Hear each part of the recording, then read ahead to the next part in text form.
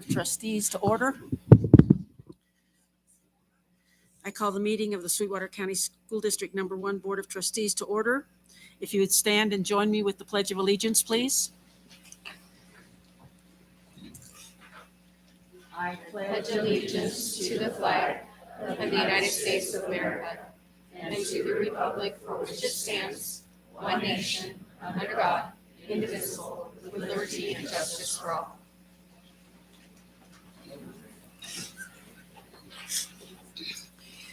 We'll proceed with item 1C, the recognition, if the board, okay, please join us.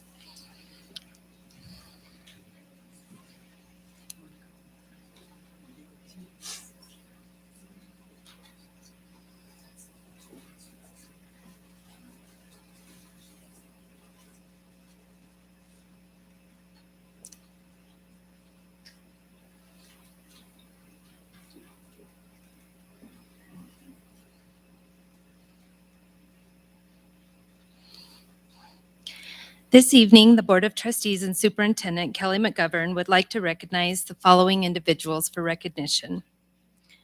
Students from 58 schools across the nation and abroad have designed one-of-a-kind ornaments for the 2021 National Christmas Tree Display on the Ellipse in President's Park.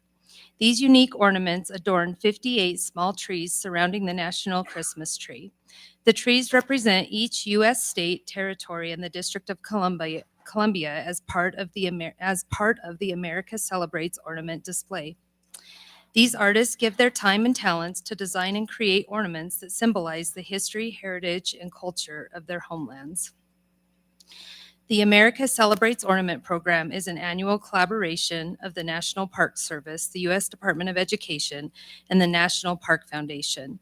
The U.S. Department of Education worked with states and territories to identify elementary, middle, and high schools to participate in the America Celebrates program. Eastside Elementary School's 6th grade art class ornaments were chosen for the Wyoming tree. The students had the option to work in groups of 2 or individually to create their ornaments. The theme they used was "What Makes Your State Beautiful?" We would like to congratulate the teachers and students, the 6th grade students of Eastside Elementary, and recognize them this evening. Ms. Searle and Dr. Wells, if you could come up.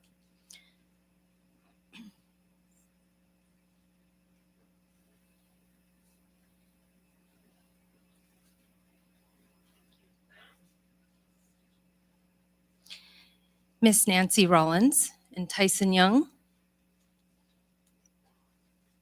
come on up.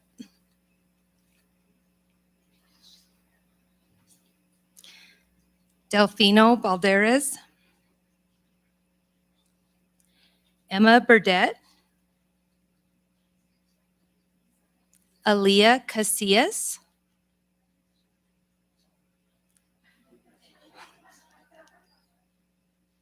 Layla Kopenbarger, Cambry Constantino,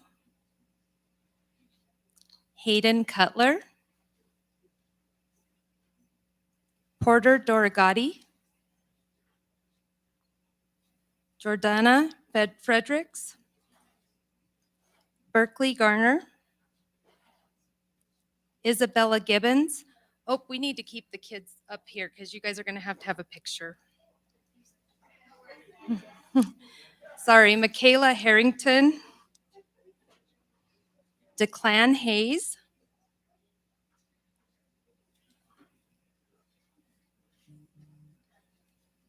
Ismael Hernandez, Tegan Jasmine, Rhea Jones,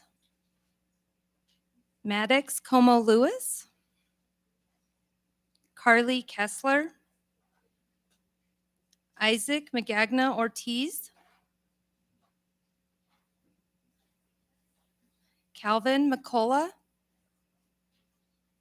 Jackson McKenzie, Killian Parker, Haley Penrod, Chloe Senstock, Callie Valdez, and Briley Webb.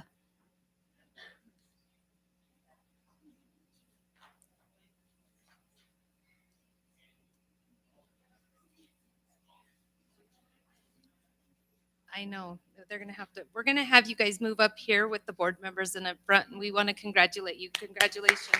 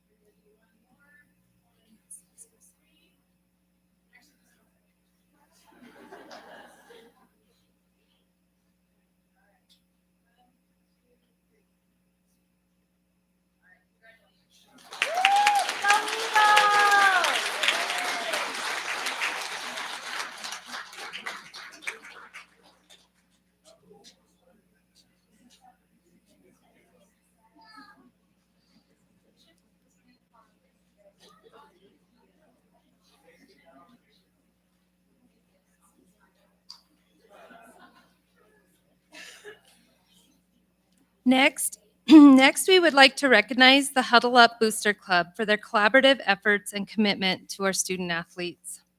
The Huddle Up Rock Springs mission is to promote and support the football activities within the Rock Springs High School, and I know to expand. The members of the Huddle Up Booster Club are Jason Fagel, Joey Fagel, Clint Eddy, Gina Elkins, Tina Frady, JC McBurnett, Heidi Rubich, and Birch Smith. We would like to thank these members of the Huddle Up Booster Club. So if you would come on up, Jason.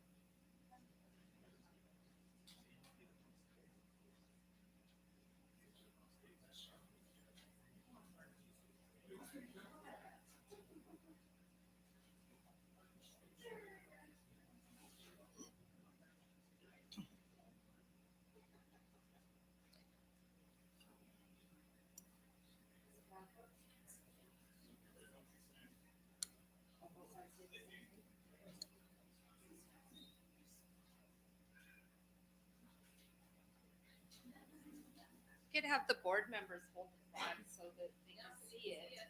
Okay, watch your heads. All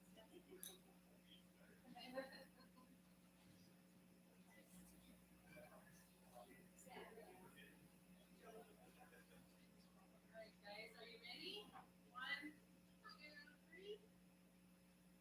1, 2, 3.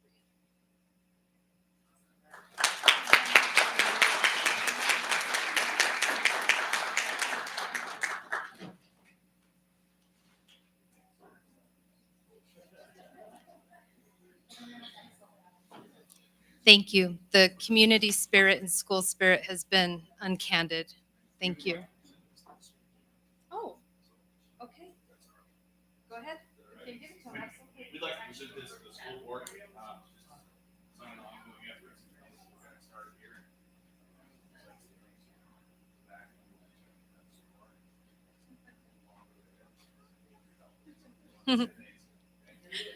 Thank you.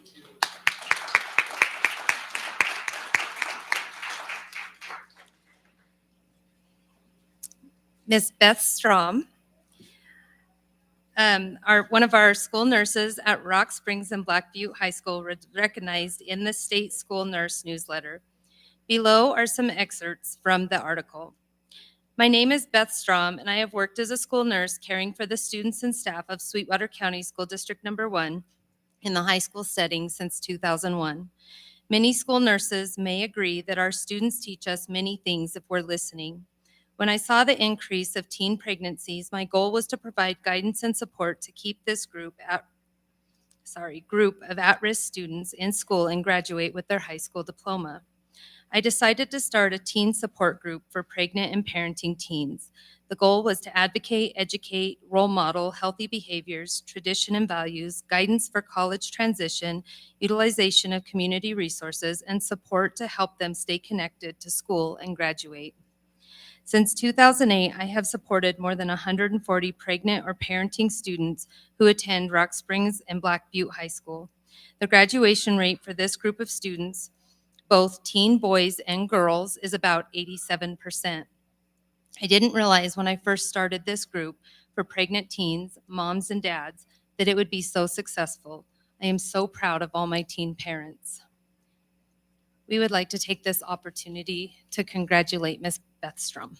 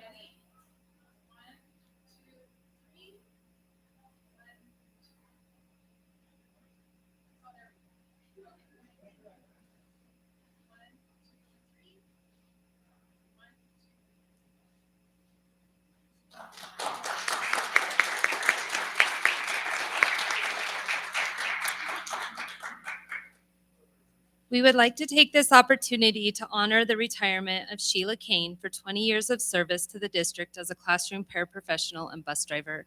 Unfortunately, Ms. Kane was not able to be here, but we wanted to make sure we recognized her publicly. All right, as part of the American Rescue Plan grant process, the district asked for input from many, but no feedback is more valuable than that from our students. The district received donations of 3 TVs from 2 local community businesses, Able Hands and Elwood Staffing. The Sweetwater No. 1 Public School Foundation also donated a $150 and $100 Chamber of Commerce gift certificate. Students were asked to submit an entry, drawing, painting, collage, etc., on one of the 4 topics. What happened on your very best day of school? What is your favorite subject or topic from school? What do you like about school?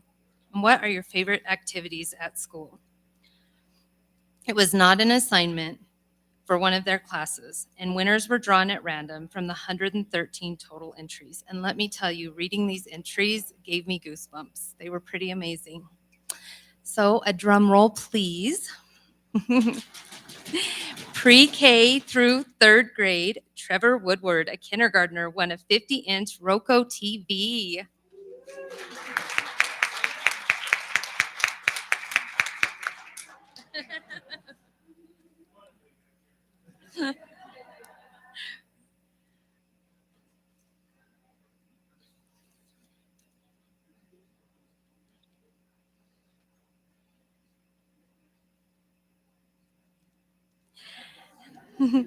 Grades 4 through 6. Ben Tate, a 6th grader, won a 50-inch Roku TV.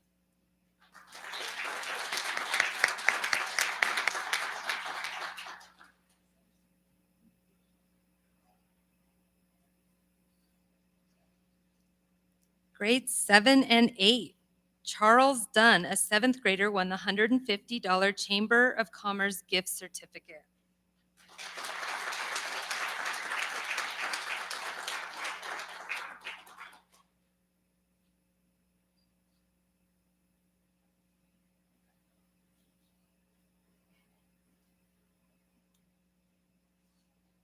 Grades 9 through 12, Estrella Vinzer, a sophomore, won the $100 Chamber gift card.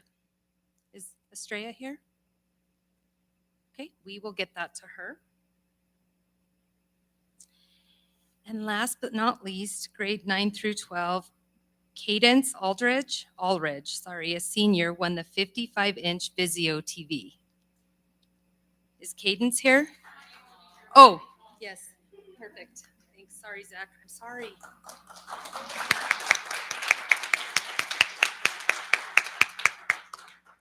Okay, all of our winners, if you will please come up and we will get a picture with you and our board members and your TVs and gift cards. Congratulations and thank you for your ideas and feedback.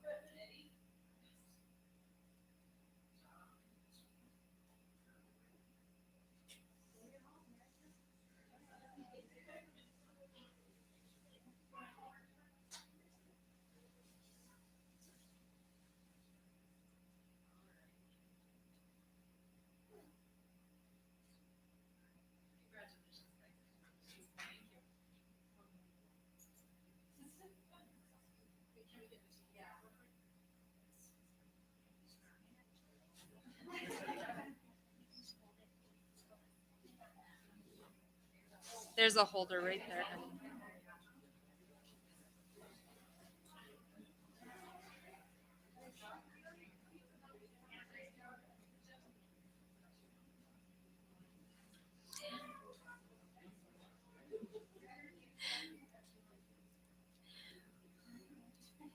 We would like to recognize the 2020 Board of Trustees for their dedication to educational growth by each earning 25 or more Wyoming School Board Association Board Certificate points.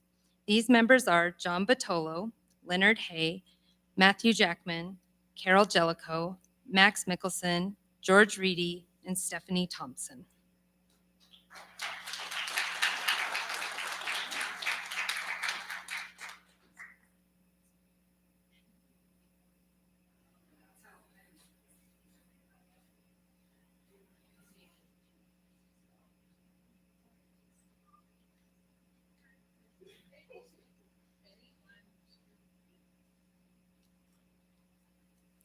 Almost done. So we would also like to recognize Stephanie Thompson and Carol Jellicoe for their dedication to the Sweetwater County School District Number 1 Board of Education. Ms. Thompson earned the Award of Distinction Level 1, and Ms. Jellicoe earned the Award of Distinction Level 2 from the Wyoming School Boards Association for their participation in advocacy training for our students, staff, and community. And those awards, I believe, are coming. So, and then one more.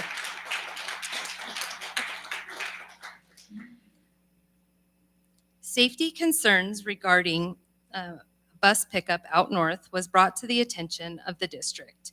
The Transportation Department arranged for a deputy sheriff to be at the stop at 6:30 a.m. one morning to observe the actions at the bus stop.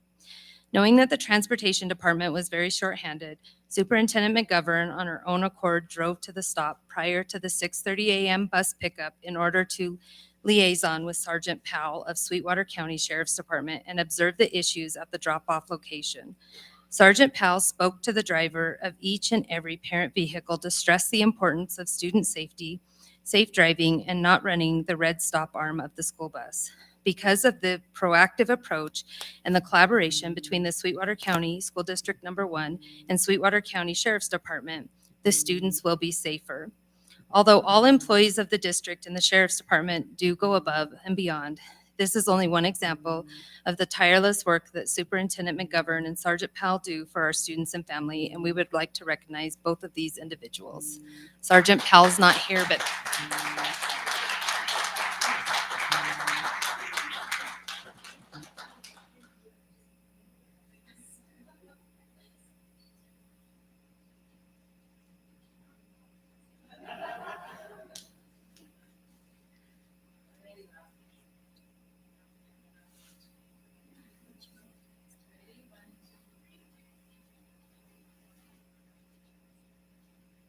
That concludes recognition.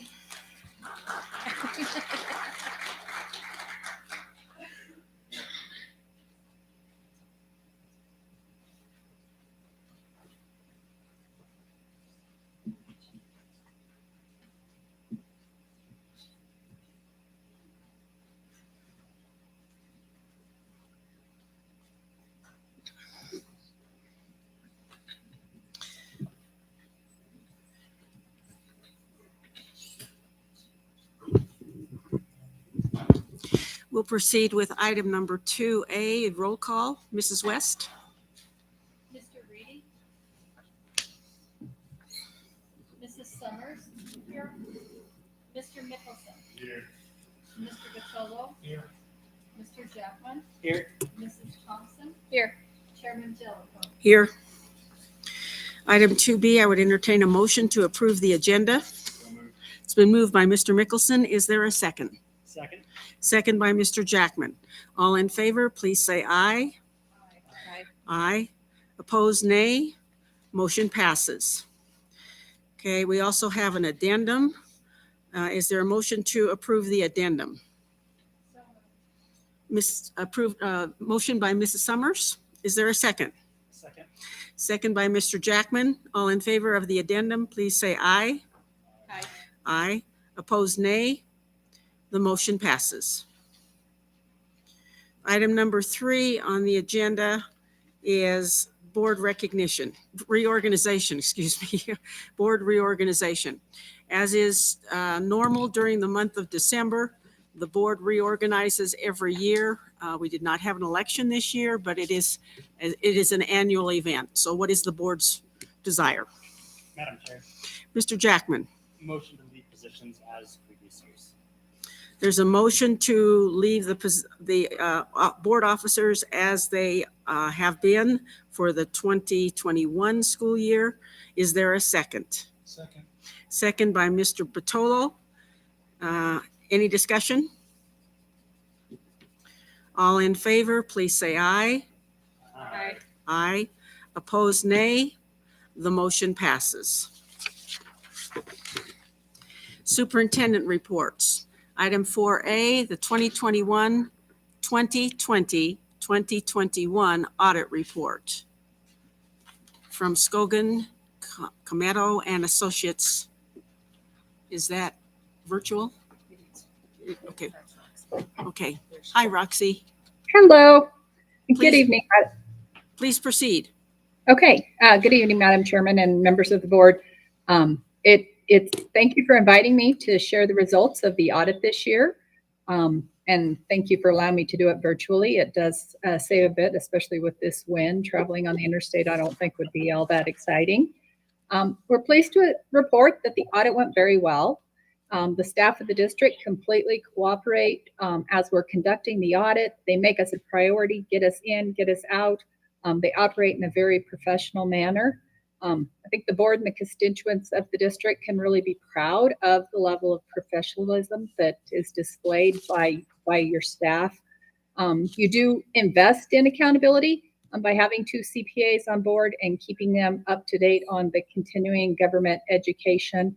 And it's well worth it. It shows in this financial statement and in my presentation this evening. We conduct the audit of the financial statements, which includes expressing opinions regarding the numbers, but we also perform testing of your internal control system and compliance as it relates to the financial statements. We also audit federal awards. And so this year we looked at the CARES funding, of course, with the coronavirus relief and education stabilization funding. We also audited the Title I program, and we audited the Head Start program, all 4 of those as your major federal awards. And so as we're conducting the audit, we're not just auditing the business office, but we're auditing also the departments, and we work with others within the district. And like I said, it was a very positive experience this year for us. The results of the audit are the 90-page financial report that you received last week. And I'm really here to answer any questions that you have regarding that audit. But just to note that the district remains financially strong. Total assets for the district were right at $280 million. Liabilities, $112 million. And that left a positive net position of $138 million. It's kind of difficult to grasp your hands around that, but the bulk of that is your capital assets. It's your buildings, it's your buses, it's those types of assets. So it's not cash in the bank, but it does show that the district is financially strong. Total expenditures and expenses for the district were $90 million. Revenues for the district were $110 million. And so it's important to keep anyone that's looking at the financial statement to understand a government keeps their accounting records different than anyone else, different than a normal business. And so it looks like the district had a $19 million profit for the year if you were going in business terms. But what happens is when you receive money for major maintenance and capital projects, which you did this year with the satellite high school being built, that comes in as revenue. That money is used in capital assets, and those assets become a balance sheet item. And so it looks like you've got a profit, but 15 million of that was capital money that came in. And so we always want the reader of the financial statement to understand government financials are complex. Don't look at that and say, hey, the district is, hoarding money, that kind of thing. What we like to look at is the fund financial statements. They give it a little more current. What's our income? What's our expenses? What do we have in the bank? With your general fund, which is where your unrestricted, unreserved money comes in, at the end of June, so June 30th, 2021, which is the audit period, the total fund balance was 11.3 million. That's the equivalent for your district of 39 days of reserve. So a lot of districts like to have like 60 days. You have 39 days. So you do not keep, a lot of excess funds in your general fund. You do have money in the special purpose fund or your depreciation reserve fund. You also have reserves in the health insurance fund. So you have that health insurance stabilization, which is going to provide stability as far as your premiums go for your employees and your retirees going forward. And so overall, from a look at it, the district's financially strong. We have no concerns with how the district's finances have been managed in that area. The audit, we did issue what's called an unmodified opinion, which we have no problems with the financials. We had no material weaknesses, no significant deficiencies, and we actually this year did not even issue a management recommendation letter. And so we audit a lot of governmental entities and nonprofit entities, and to not receive a management letter is saying something for your staff. There were just no major problems whatsoever, no question costs, any kind of material non-compliance, anything like that we saw. So the year was very, very clean, and that's all to how your staff are handling things. Upon approval of the financial statements, they will be submitted to the Wyoming Department of Audit, the Wyoming Department of Education, and the Single Audit Clearinghouse. So I'm happy to answer any questions that you might have, but the year wrapped up pretty well. Trustees, any questions? Anyone? I think it's pretty clear, Roxy. Thank you for your time and the presentation. I'm not sure you could have gotten here either on the roads the way they are these days. So I'm glad we made the arrangements to have you here virtually. Thank you very much for your time. Thank you. I also want to thank Mr. Duncan and his staff in the business office. Without them, I'm sure this audit would not nearly be as clean as it is. We appreciate that very much. Thank you. Did you have anything else, Roxy? I do not. Well, thank you very much again. Thank you. Item 4B, The American Rescue Plan, ARP, ESSER 3 implementation, our spending plan. Superintendent McGovern. Mrs. Bolton, Mr. Duncan, Ms. Garter, and Ms. Carter.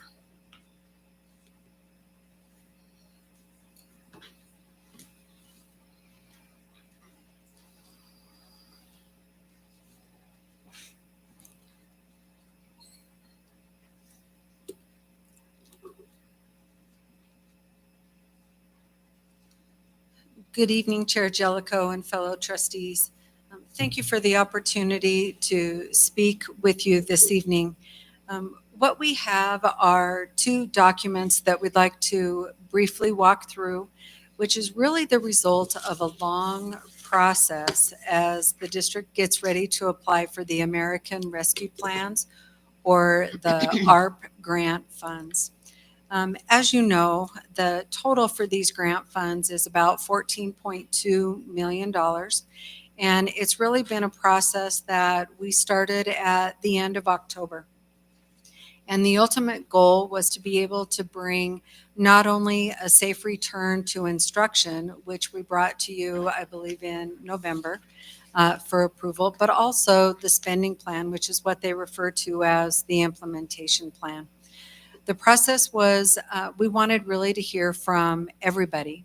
So all ideas were valued. We went through and read each of the ideas that came through, whether it was from community members, students, parents, and of course our staff. I'd like to share with you some of the big picture ideas, and then I'm going to transition it over so that others can walk you through some of the areas. Zach, if you don't mind, we're going to start with the spreadsheet that has the blue lines in there. This document right here actually is a synopsis of all of the federal CARES money that Sweetwater No. 1 has received since the very first day of the pandemic. So altogether, the district has roughly about $23 million that we've used to help work through the COVID-19 pandemic.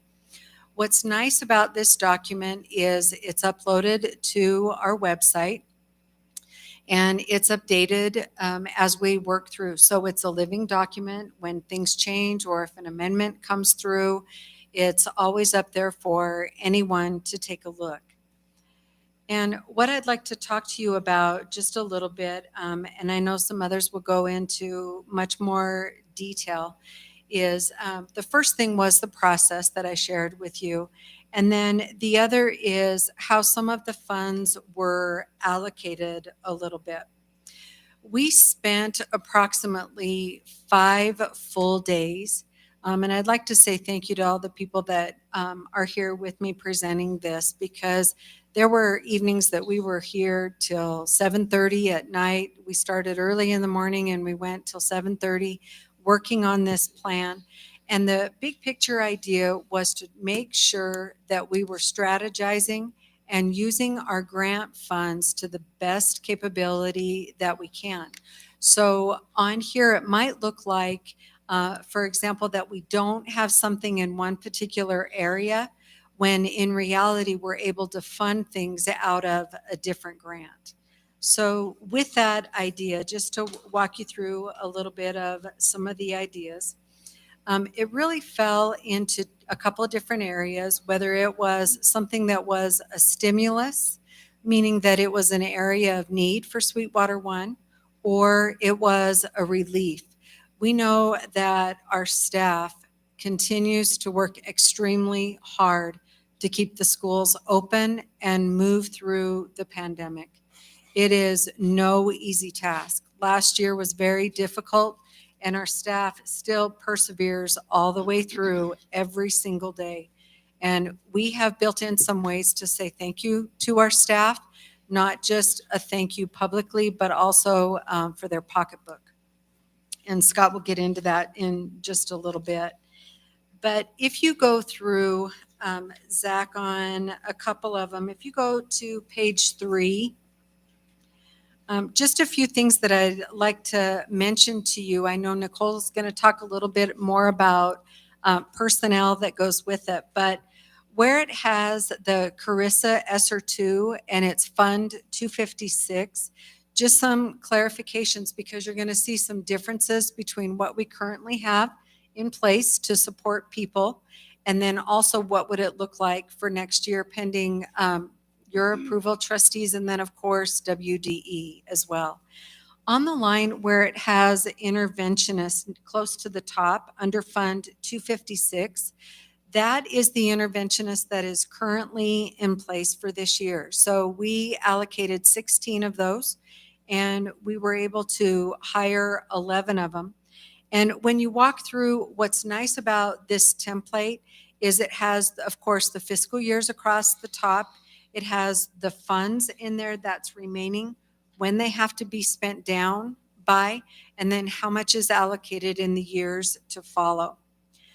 Another area that I wanted to make sure that I highlighted for you was still on 256, same page, but it talks about the Lowell elevator. This one is, we have $125,000 allocated for this. That really, the elevator for Lowell School has been the sticking point for us before we can actually move forward and have facilities help us renovate the upstairs for the school.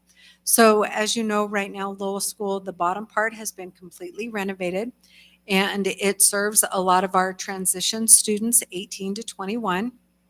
But once we can get that elevator in there, that's the missing piece so that we can actually do some things with the upstairs. And so what that will allow is actually a longer term stopgap for some of our students that are on their way to perhaps an out-of-district placement, or maybe they're on their way back in from a placement facility, but it gives a place for them to transition. And it seems, you know, like 125,000, that's a lot of money, but in the big scope of a lot of this, but we couldn't find the funding source to get that moving. So it really is a big deal, and it opens up a lot of doors for us down the road. A couple other things that I just want to make sure that I say before I move aside is on the bottom of that same page, we really tried to support all of our schools and our departments. There was one area that I want to make sure that I say publicly that it wasn't a proper use of the ARP funds, and that is for the transportation department. We know that their building has growing pains, and it always has. And it's very difficult for Mr. Klingenpeel and Ms. Knezovich to run the department in a building that really has been too small for us. We have buses parked down here. We have buses up top. So one thing that we weren't able to do because of the compliance piece for this was to really help out transportation as far as their facility goes. But it's on our radar. We know it's something that we need to do. But I wanted to point out that on this page, we have nutrition services equipment. So we were able to do, like I said, we tried to do everything for a department and for our schools, for all of our staff, so that people would see the benefit in there. So I wanted to make sure it's something that we have for all of those. A couple of other things as well, and Nicole will go into this a little bit more, but down on the bottom of this page, it lists interventionists again, and you're going to see 12 full-time certified staff, and some of these positions are for all of the schools, and others are really based on need. So when we think of sustainability and stimulus in there, our areas of need are dropout prevention, graduation rate, early literacy, so our Head Start, our preschool programs, building that intervention into place, our special education students, and some of our EL, our English language. Those really are the areas that need that stimulus. They need that extra support. All of our staff need some relief in different areas, and we'll be able to walk you through that. So the interventionists on the bottom there, those are on more based on need, not one per school necessarily, and we'll work through all of those. On the next page, Zach, on that page 4, You'll notice on there it has preschool teaching staff, and we have 3.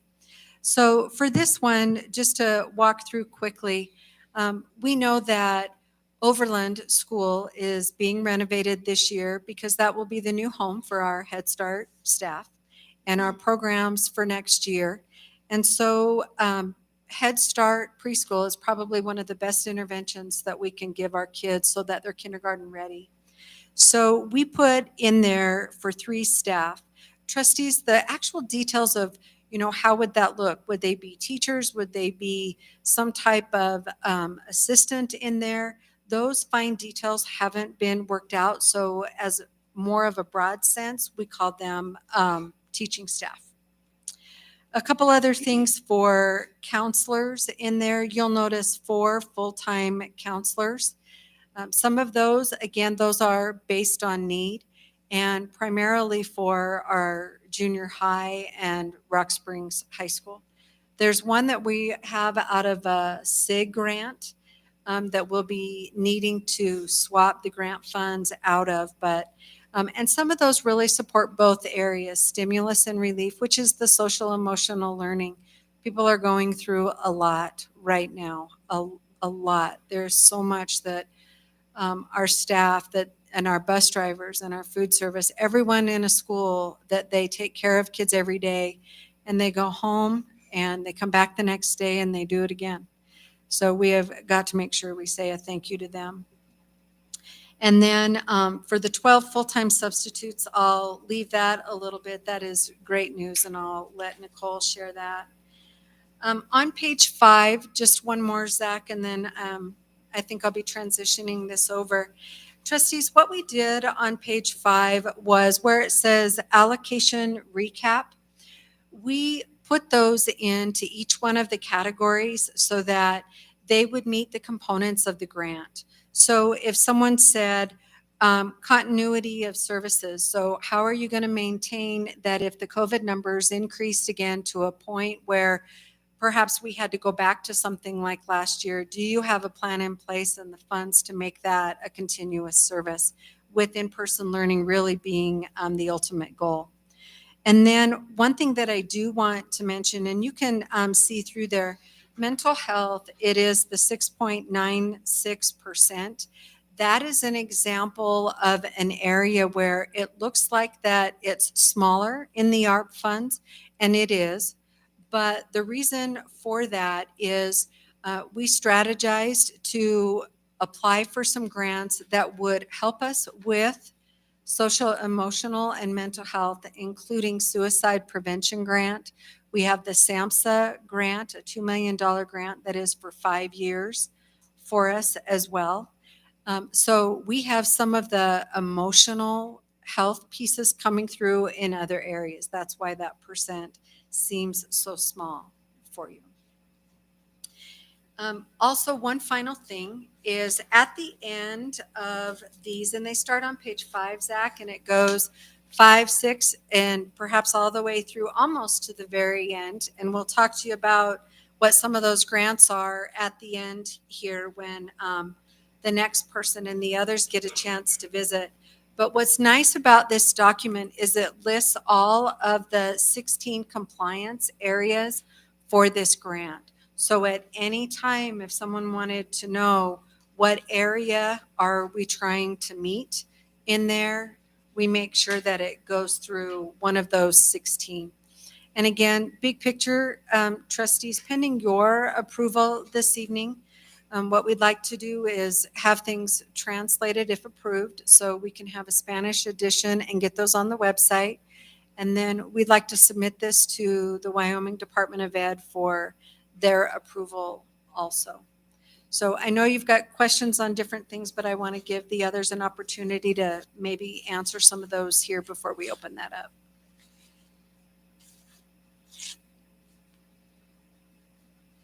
Thank you, Superintendent McGovern. Madam Chair, Board of Trustees, I'm going to hit upon 3 areas of the ARP money, so the new 275 grant number. And I'm going to talk about the workforce stabilization component, the vaccine administration, and also the employee assistance program. So for the workforce stabilization, there are projected to be two types of payouts. One hopefully can come out the end of February of 2022, so this upcoming February. And this will be comprised of something we've done in the past where there would be a straight dollar amount plus an additional amount based on your years of service. And this would be an incentive, to employees that would be eligible. There are three funding streams for this. One of them is ESSER 1, so 259. And this came about because we got extra money from the WDE from their first ESSER rollout. It's a little over 689,000. And so that money is going to be used to buy technology items that have already been purchased in another grant. So we have this new money coming in. We're going to use that money to buy technology to clear out that grant. And then we're going to reallocate the money that was previously used for technology and put it into this workforce stabilization payout in February. So that's one funding stream. The second funding stream is also through the ARP money, 650,000, and that's in the spending plan as well for FY22. And then what we'd also like to do is if there are any funds remaining from the health and safety incentive, so for the vaccines, we'd also like to sweep that and add it to the total pot of money that we have available for the payout in February. The total dollars we're looking at is about 1.3 plus anything that's left over from the health and safety incentive. And this would also need to have a budget hearing to move the budget money around as we need to spend it. And so I think you could expect to see one in January if the state approves the ARP money, and then also one in February to sweep the money that wasn't used for the health and safety incentive. So those would be things coming up the next couple months.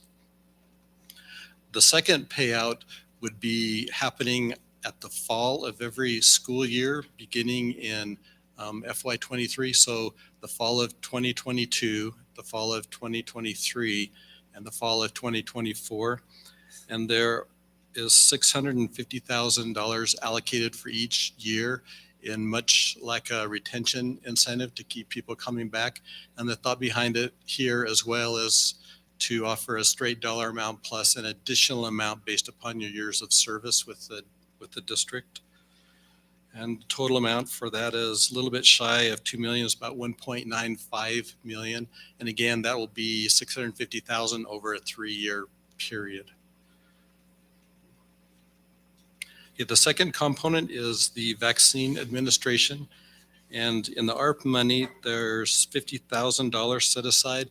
And this covers basically the overhead that it takes the Department of Health to give shots.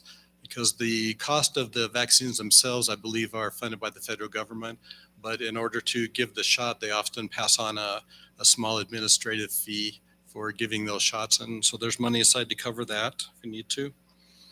The last piece is the employee assistance program, and this one isn't fully fleshed out yet, but the idea behind it is to see if we can find a program that would be available to all our employees, not just those on the health insurance, but to all our employees and dependents where they can call into a company that provides support for mental health. And so we've got a total of $200,000 spread over the remaining life of the grant for that service. And again, that one's not fully fleshed out, but we know that there are programs out there that we can look at, and hopefully we can find one that works good for us. Any questions? Any questions at this point, or would you prefer to hear the remainder and we'll go from there?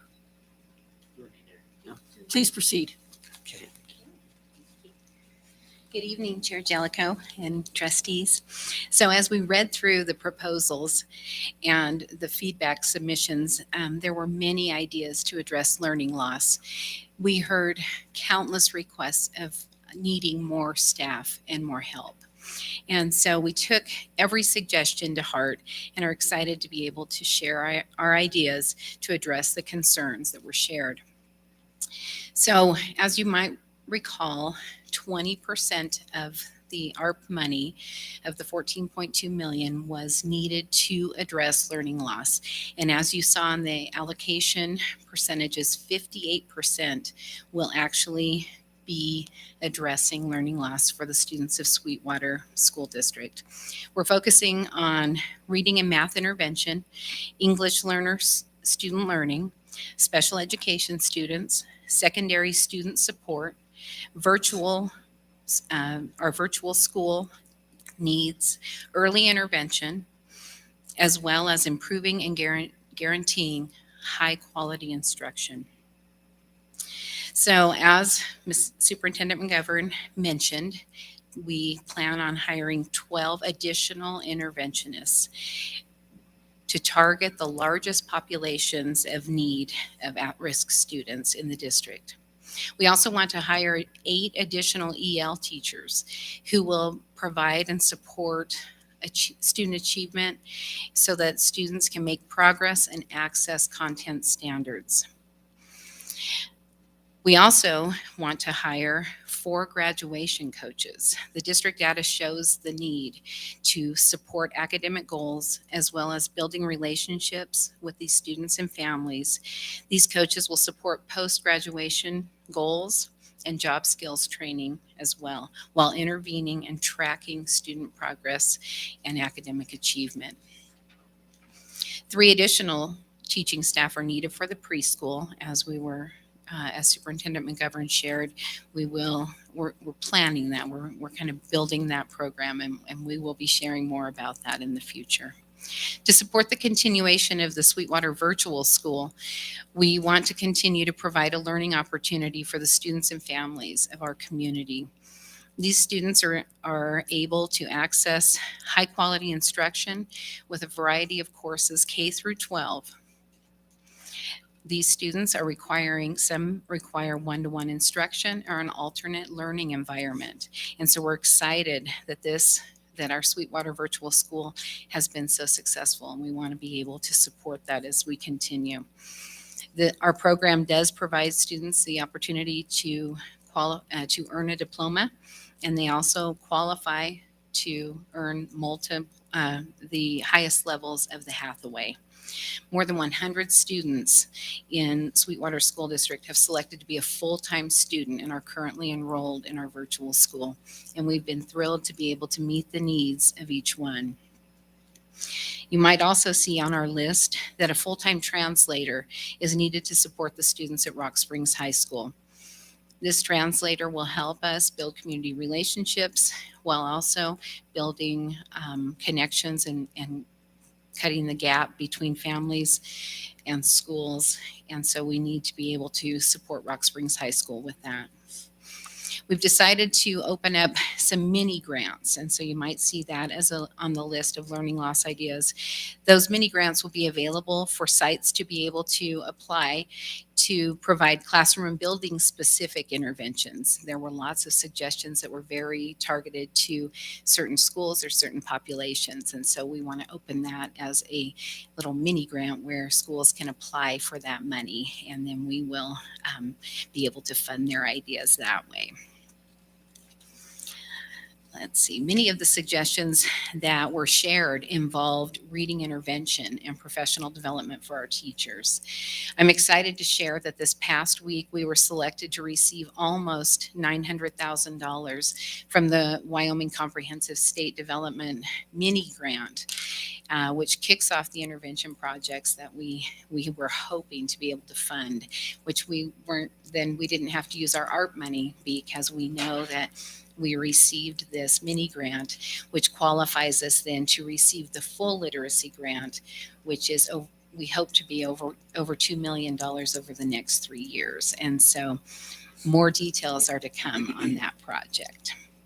There were many requests and suggestions for Friday school, summer academies for both teachers and students, after school programs, etc. We're excited. We were notified, I think last week as well, that we received the reserve. It's on the last page of your packet there on the blue, the extended learning grant, which is an extra $187,000 to target Friday school and summer school staff. And so that does not have to come out of our ARP money as well. So that we really looked at all of the ideas, sorry, Zach, and we just are using money from lots of different grants, lots of different funds so that we can hopefully provide as much, really of the so we can support the ideas that were suggested. One additional proposal that I want you to consider that we have on our list there is the important need for computer science academic supports. The computer science courses will be implemented to support the state requirements of the implementation of the computer science standards for the 22-23 school year. We've been working with our new Computer Science Subject Area Committee and our Curriculum Leadership Institute representative, Emily, to prepare to implement these required computer science standards this next fall. As you probably recall, this is an unfunded mandate. We have a few teachers who are working through the micro-credentialing project through WDE, including Max's wife. It is important that we build capacity among our current staff as well as build partnerships with our community. Our plan is to create 4 new courses, which I will share more about in January after our new course proposal, following our new course proposal timeline, so I'll share more information about those courses then. We'll use this opportunity also to create a new emerging pathway in the pathway of study for Perkins, which will provide opportunities for students to earn certifications, job shadow, and other opportunities to work virtually from home. In the ARP money, we have allocated 2 teachers, supplies and hardware, software, and certifications. So we're hoping that we can also fund that. We're fortunate to have been given this rescue funding to support learning loss for our district and so many of our students. Are there any questions? I think we're going to proceed. And Okay. then if we have questions at the end. Awesome.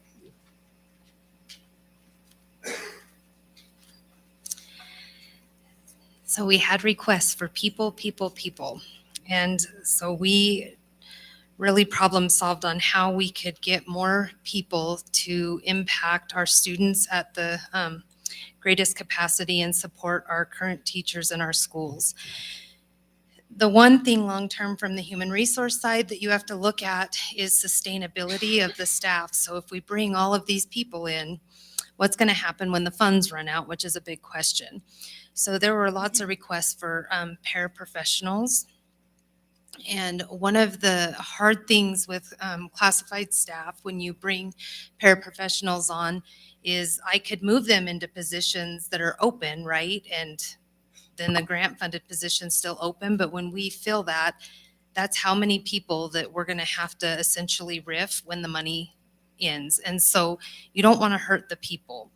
So we became creative in the subs, and the good news with the subs is that we are putting in to have a full-time sub at every single building. So we may not be able to hire more paraprofessionals, but we did look at different ways we could build the capacity and still sustain it. So that's a year-to-year job. But we would have the funding at least for 4 years to have a full-time sub in every single building. We're typically short subs. It would help them get them a floater to help cover classes. You know, if all the classes are covered by chance for one day, then they could work with students. They could help some teachers out. There's just endless possibilities that they could do. It was mentioned that we would bring on more interventionists. We're looking at EL, grad coaches, counselors. The nice thing with certified staff is first off, you're upfront right away when you post the job that this is a temporary position essentially. But at the end of every year, and this is something that it will be monitored extremely close from the HR side, is as permanent positions open up, you'll want to rotate people into those positions and then reopen up the grant fund positions. And if we're getting down to that deadline, we've got other options of how we can temporarily put people in there and not hurt them. So on the certified side, it is not as much of a challenge in HR. of hurting people because there's solutions in the end. And so that means that we're going to be opening up hopefully a lot more positions to be hiring for. And we already have a lot of positions open.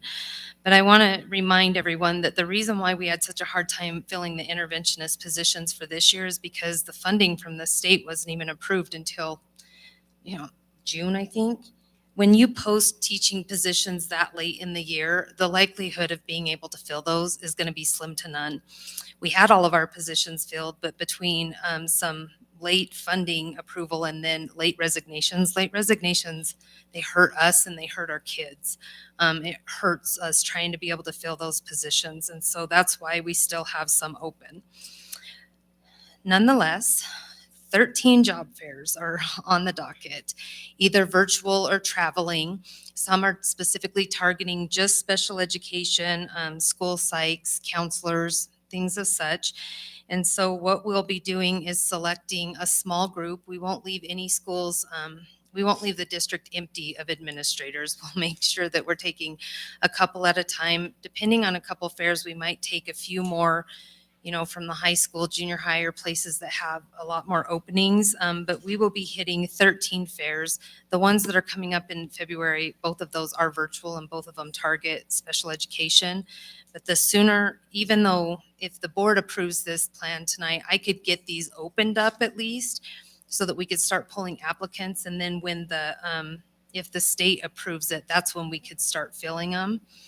And then my first job fair, right now is slated for February 9th. So we will be recruiting very heavy.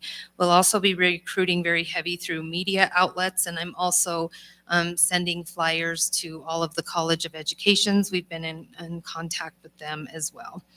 Right now, we're slated to go to job fairs in Wyoming, South Dakota, Idaho, Montana, and one in Colorado. I'm not going to Utah.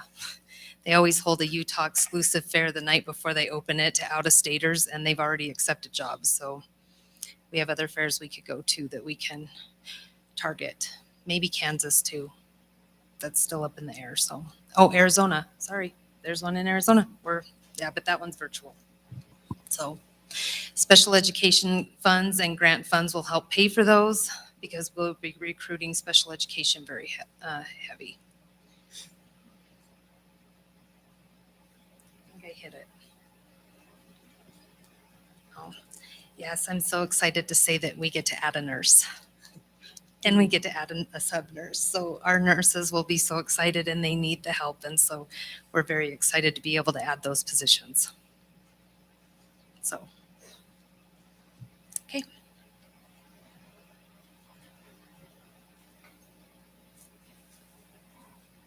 Good evening, Chair Jellicoe and board members. I am going to speak briefly about some of the other items that are on the spending plan or the sheet that has the blue on it. One thing is that as being part of COVID relief, any of the ESSER grants are also being used to support health and safety for our buildings to keep us, one, healthy and safe and in school. And so, as you can see, the ESSER 3 funds are also being used to support COVID cleaning staff for the next 3 years, cleaning supplies, nutrition services and equipment, which Superintendent McGovern spoke to, and vaccines administration costs, with which Mr. Duncan spoke to. In addition to nurses substitutes, which we will have available to substitute for nurses, which we currently do not have, as well as an additional nurse. And further looking at the spreadsheet, a couple of things to note is that the ESSER 3 funds, we have to have all funds obligated by September of 2024. So just keeping that in mind, it's for a 3-year grant. That some of the items that you notice in FY25 are things that we would be able to spend funds on prior to that September 30th deadline. The other point is on the building operations, which we are looking at supporting the 12 full-time substitutes. We are looking at doing that. Currently, you'll see that in FY23 only as a pilot project to looking at how that works as providing each of the buildings one substitute on a full-time basis. So the other things that I want to mention about the spreadsheet, and everybody has mentioned some of the newer grants that we have. If you go back to, I got to scroll back here. If you go back to page 8, you will begin to see where we have the CARES Relief Grant 3, which is a new grant for us. We have some money allocated there. We also have the Carissa Gears 2 grant with an allocation of $178,575. We just received award notification of what are ESSER 2 reserve funds from the state for a Cell grant. And we also received notification last week about receiving the Extended Learning Grant. As we apply for and obtain more of the grants that are coming from the state with their reserve funds that they have to set a portion aside for, and we will be adding to this list as well. The next document that I want to talk to is the ARP implementation plan. And thank you. What is required for us to receive the ARP funds is to submit this implementation plan template by January 18th to Wyoming Department of Education. The purpose of this is really to outline how we intend to spend the funds, of which you've heard tonight from a variety of people, how we're spending the funds. In most grants, we don't have to go this much into detail for some of the things that we're applying for, but they are requiring it as both an accountability piece for the district, as well as to know exactly what we're doing with those funds. This document actually outlines how the district will be spending the ARP funds. It explains what and why the district has chosen to use those funds for that particular implementation. And I think one of the things that is beneficial for anybody looking at how we're spending the funds is to look at page 5 and page 6, a little bit on page 7, but actually to see we have to show how our funds are supporting both academically and socially, emotional, and with mental health, these various categories for students. So we have to show how it's helping all students, students from low income, students of color, English learners, students with disabilities, students expressing homelessness, children in foster care, and migratory students. So this encompasses all our students in Sweetwater number 1. And this document helps to show how we're using these funds to address I can't say all issues, but address each of those student populations. The other part that this document does is it clearly explains to WDE the process that we use to develop this particular implementation plan. We were required to have groups of people meet. We were required to do it in a timely fashion. And we were to take those items and the suggestions and build a spending plan. All of that information is in here, and it does also talk about how we're going to monitor and report for this particular grant. At this time, I would like to ask if there are any questions. Questions, trustees? Madam Chair. Mr. Jackman? Thank you. Sorry, I do have a few questions. One thing making me a little nervous on the interventionist piece, we're going to hire them as needed. If we say that money's for interventionists, can we lose that money? Is it just gone if we don't actually hire those people, or we can't hire them? No. Okay, we can allocate it to other. By as needed. When you say hire him as needed. Under the original, one of you mentioned that the 12 new interventionists Yes. under the new grants, they would be hired on an as needed basis. Okay. So we would plan on actually hiring all the interventionist positions. Not every school would get one of the new interventionist positions. The schools would get them that So are you want, needing them you the want 12, most. it's just where they're assigned. Yes. So Okay. sorry about that. Yeah, we want to fill them all. It's not just as needed. So. Okay, so, The schools that have the most. okay. The other thing, I mean, I guess I don't understand the difference between laying off 28 interventionists when the grant funding runs out versus laying off 28 paras. I don't understand the difference. Can you help me with that? I can. So an interventionist is going to be a certified teacher that has a different certification. So we're constantly having permanent positions open up that I can move that person into so that they're guaranteed a job. It's not just off the grant funding, and then you can fill that position. I also have the choice to be able to fill those with, retired teachers that want a long-term sub for a year. I've got other options that I can do with some of these higher paid certified positions. I could move paraprofessionals into some open positions, and then I get to a point, I'm just not going to be able to fill those positions. So there's a good chance that they're going to lay vacant, or I'm going to be letting them go. Okay. So it makes it easier for me to position people into more permanent positions. Thank you. And then can you explain the preschool thing a little more to me?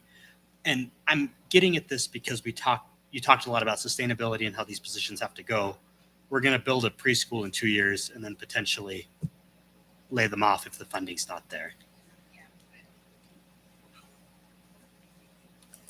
Thank you for your question. So the preschool idea, we currently have Head Start. We are one of the very few school districts that actually has Head Start under the district umbrella.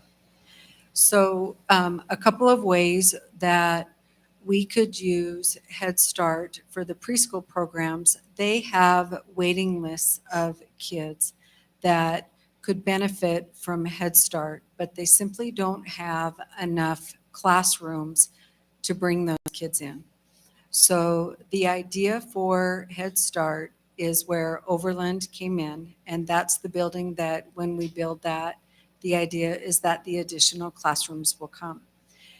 With Head Start, it's funded through the federal grant, and so the idea is with that grant funding, they are in year 4, and so they will have to reapply for their 5-year grant.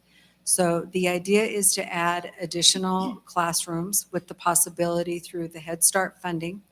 We also have the Jenner grant that the district applied for, and that was for an additional classroom for, I believe, 4 years. And then we also put it here in the ARP funds so that we could expand on that.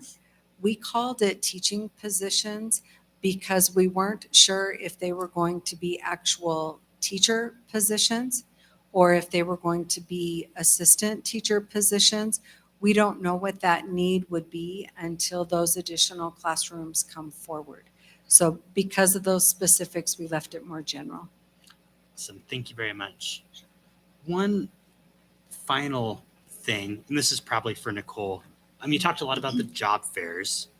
Have you looked at states where their, base salary is $31,000 and going to job fairs like in Alabama and Louisiana? And Yeah, so Arizona is a big one. Idaho is right here. Montana's right here. Colorado's, give or take, South Dakota's right by us, is that we did go to Kansas last year. We pulled some. We didn't have a huge turnout in applicant pool. So the closer states I can hit that are paying lower, that are, I guess, used to our region or want to stay within this region, we have much higher chance of pulling a larger applicant pool. But I also only have so much money. So Arizona is probably as far as we're going this year because they pay very low. But I am hitting Arizona, South Dakota. I said Montana, Idaho. Like I said, we'll hit Wyoming. We'll hit a couple in Colorado. But for the most part, we're hitting those states that pay significantly lower than us, but also are within our region. Awesome. Thank you for all the work you've done on this. Other questions? Anyone? I have one, Ms. Gardner. You mentioned the literacy grant. Okay, I guess knowing that some of the research, some of the meetings that I have attended, basically our elementary teachers have never been taught how to teach literacy.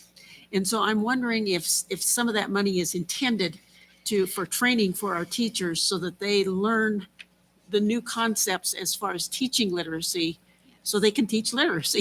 Yes, yes, that was actually a topic today at the Wyoming Curriculum Directors Fall Conference today. And Okay, it was on early literacy, and that they're seeing that the teachers come out and they don't really know the basics of and foundations of teaching reading.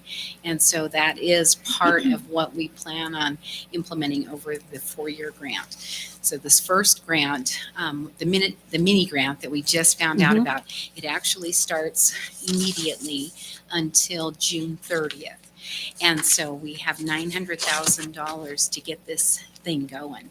And then it qualifies us to put in for the remaining, the big grant, Okay. which, and that is over 3 more years. And so we're super excited because we are going to build in some great foundational pieces for our teachers. so that is the intent, is to train our teachers. Yes. I mean, many of them, Right. I mean, it's kind of a new area. Yeah. But they're finding that literacy, there are things in literacy that have never been taught Yes. to our, especially maybe mid to veteran range teachers, Right. and even some of the newer ones. It depends on where they come from. Yeah. But the intent there is to train our teachers so that they can better meet the needs of the students. Yes, and Thank that you. grant has to address pre-K through 12. So it's really All going grades. to build capacity across the grade levels. So Okay. we're super excited. So I'll keep you Yeah. posted. Thank you for that clarification. Other questions? Anyone? I think all the trustees appreciate all the work that has gone into this. You know, the breadth of the ways that we sought out ideas and stuff. And I'm glad to see the idea of some mini grants in the buildings as well, so that, you know, some of these bigger topics that are more general, but at the same time, very specific needs in individual schools. So thank you very much for all your time.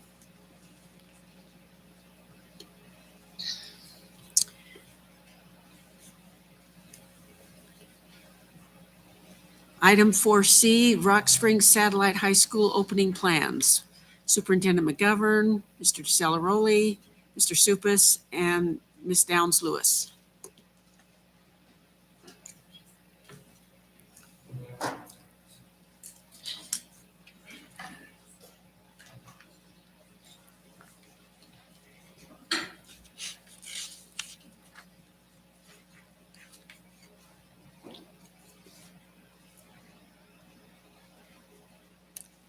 Well, the doors are about to come open on the satellite school. How exciting is that? So hopefully we are right on track for that for our opening day. But before our high school administration and Mr. Supus leads the way, Zach, we're going to start off in the PowerPoint in there. And I'm the first slide about the history of the satellite school behind it. So I'm one slide in.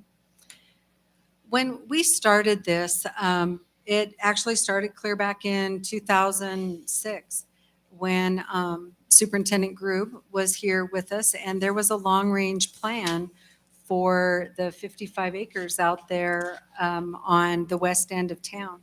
And it was actually slated to house multiple schools, and that land was donated through the BLM. So if we didn't have the land available, it would have really put a hindrance on Sweetwater One in order to get the school. When Mr. Celeroli and I started working through for the satellite school, the economy fell out. And so what we have over there is a much smaller version than what we originally started. And I think a huge thank you needs to go for our trustees that traveled with us to Casper, that testified with us to the Select Committee and the Joint Appropriations Committee. If we wouldn't have had the trustee and the board support, the long-term vision for the school and the plans in moving forward, I don't think we could stand before you today. And that's very important to say. So thank you so much. When we start, some common questions that I would just like to answer very quickly. And one of them is, what really is the long-term plan for the satellite school for people? And so I know Glenn and his team will get into this much more, but it's an extension of Rock Springs High School. But it is phase one. Rock Springs High School was built in 1971. So the building's been there on James Drive for a long time. And if you're a local person, that building has a lot of history and tradition in that school. It's a great school and will always continue to be great. But it actually serves as the first phase for a replacement school for Rock Springs High School. One thing that I would like to mention to the board, it is so much work to build that capacity, to work with legislators, to have the support of school boards, that the next phases for that school, keeping an eye on what that prize needs to be, that process really needs to begin now. And keeping an eye as those doors open and then the future needs for that. And Mr. Celeroli has done an excellent job in persevering through that process and traveling many miles back and forth to testify for that. One other common question that comes forward is about what students were selected to go into the building. And I know Glenn and Hope are going to talk about that with their team, about how that's going to look. But the back history of that is actually because students in those two academies, they self-select. So they go through the process to be a part of the academy. It doesn't mean that they have the special school or any of those kind of things, because you're a Tiger whether you're on James Drive or you're a Tiger whether you're over on Stagecoach. But by self-selecting, that is what we testified to the legislature. And we need to hold true to what that vision and that purpose of that school was going to be. If they weren't self-selected, then the question would be, what students attend the school? And what process are you going to use? Are you going to boundary? Are you going to do boundaries again for all of that? And so one of the ways that worked for us to be able to get the school, remember a smaller version from what we started, was to have students that self-selected, and those were the academies. We always have the other academy, the career and technical education, which will stay at Rock Springs High School, because that has beautiful CTE facilities. And to build that, again, I don't know if we would be able to get all the amenities that James Drive currently has. But that's a little history behind that, trustees. And with that, I'm going to turn that over to Glenn and his team so he can share with you what's it going to look like day to day.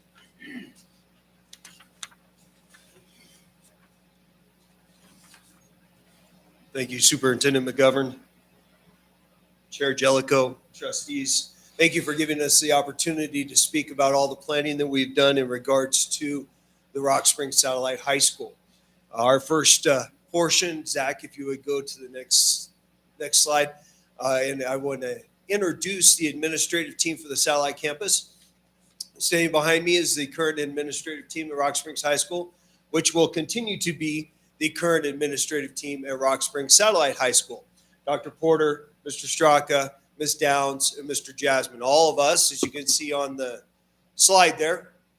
There will be one administrator on duty at all times at the Satellite High School, all day, every day, just like if they would be at the main campus. We have a schedule set up for administrators, so where 4 of us will be there one day of the week, and then we always have backup with Mr. Jasmine who can come in and help us out when one of us can't be at the building. It was important that we stress the fact that we have an administrator at the building at all times. It's important that we're there and visible. We're working on a schedule for counselors right now to do the same thing. Go ahead, Zach. I'd love to take credit for these beautiful pictures, but I cannot. The following pictures are from Mr. Celaroli. The top picture there is the new sign lit up at night. It almost looks like it's on fire. We are on fire with this school, so it's a great picture. This is photos courtesy of Mr. Celaroli and several other pictures taken by our custodial crew. If you want to keep cycling through, Zach. You can see a common area in the administrative offices. Then we have another slide that shows a couple of the classrooms, the science classrooms, and one of the mini classrooms. And then we're going to, with all the pictures, we're going to discuss. I'm going to turn it over to Mr. Straka. Good evening, Chair Jellicoe, trustees. The students that will occupy our satellite school are the students who have selected to be part of those 2 academies at Rock Springs High School. These students are either in the health occupations or fire, law, and leadership academies. The students are sophomores, juniors, and seniors. These students will be taking courses at both sites with their specific academy classes, maybe taking a math class, maybe a science class, maybe an elective at the satellite campus. These students will remain Rock Springs High School students. Students will fully participate in the regular scheduled activities and events at the main campus. The satellite campus is an extension of Rock Springs High School, not a separate high school. Next slide, please. For our nutrition services, the new school has a fully functional commercial-grade kitchen with 2 district personnel cooks. The new school will serve meals, the same meals as Rock Springs High School, at the same time as the main campus, which will be breakfast, second breakfast, and lunch. Next slide, please. Our schedule, our bell schedule. The schedule will not change whatsoever. It is the same schedule that we currently have now. It'll be the same schedule at Rock Springs High School as it is at Rock Springs Satellite High School. Our transportation schedule is outlined as follows, and I'll go along with that with the bell schedule. The buses, our current buses arrive at Rock Springs High School at 7:45. We will have 2 buses on site as needed to transport students to the satellite school. Those buses will leave Rock Springs High School at 7:50. 7:55 is our first bell. Both schools. 8 to 9:35 is our first or second hour, depending on the A or B day. We will have an 8 o'clock bus that arrives at Rock Springs High School, Satellite High School, and one that returns to Rock Springs High School, ready for the next transition. The nice thing about our schedule is that we already have natural transitions built in for this, so that students will not miss classes. Our second breakfast is our first transition. It is from 9:35 to 9:45. At 9:40, both buses leave their locations and go to the other schools. 9:45 to 11:20 is our third and fourth hour classes, depending on A or B day. The buses will stay at the new school because lunch is next at 11:20. 11:20 to 11:25 is the passing period right before lunch, and then 11:25 to 12 is our lunch. Right after lunch, we have another passing period from 12 to 12:05. Buses stay at both schools. 12:05 to 1:40 is our fifth and sixth hours, depending on A or B day. Buses stay at their schools. 1:45 to 2:35, those are our seventh and eighth hours, depending on the day, which is our Tiger Time enrichment program. At 1:55, both buses leave their location and go to the other schools. 2:35 to 2:40 is our another passing period. Both schools. 2:40 to 4:15 is our 9th and 10th final hours of the day. Buses will stay at the new school, and 4:15 end of school, buses will leave either Rock Springs Satellite School or Rock Springs High School. Thank you.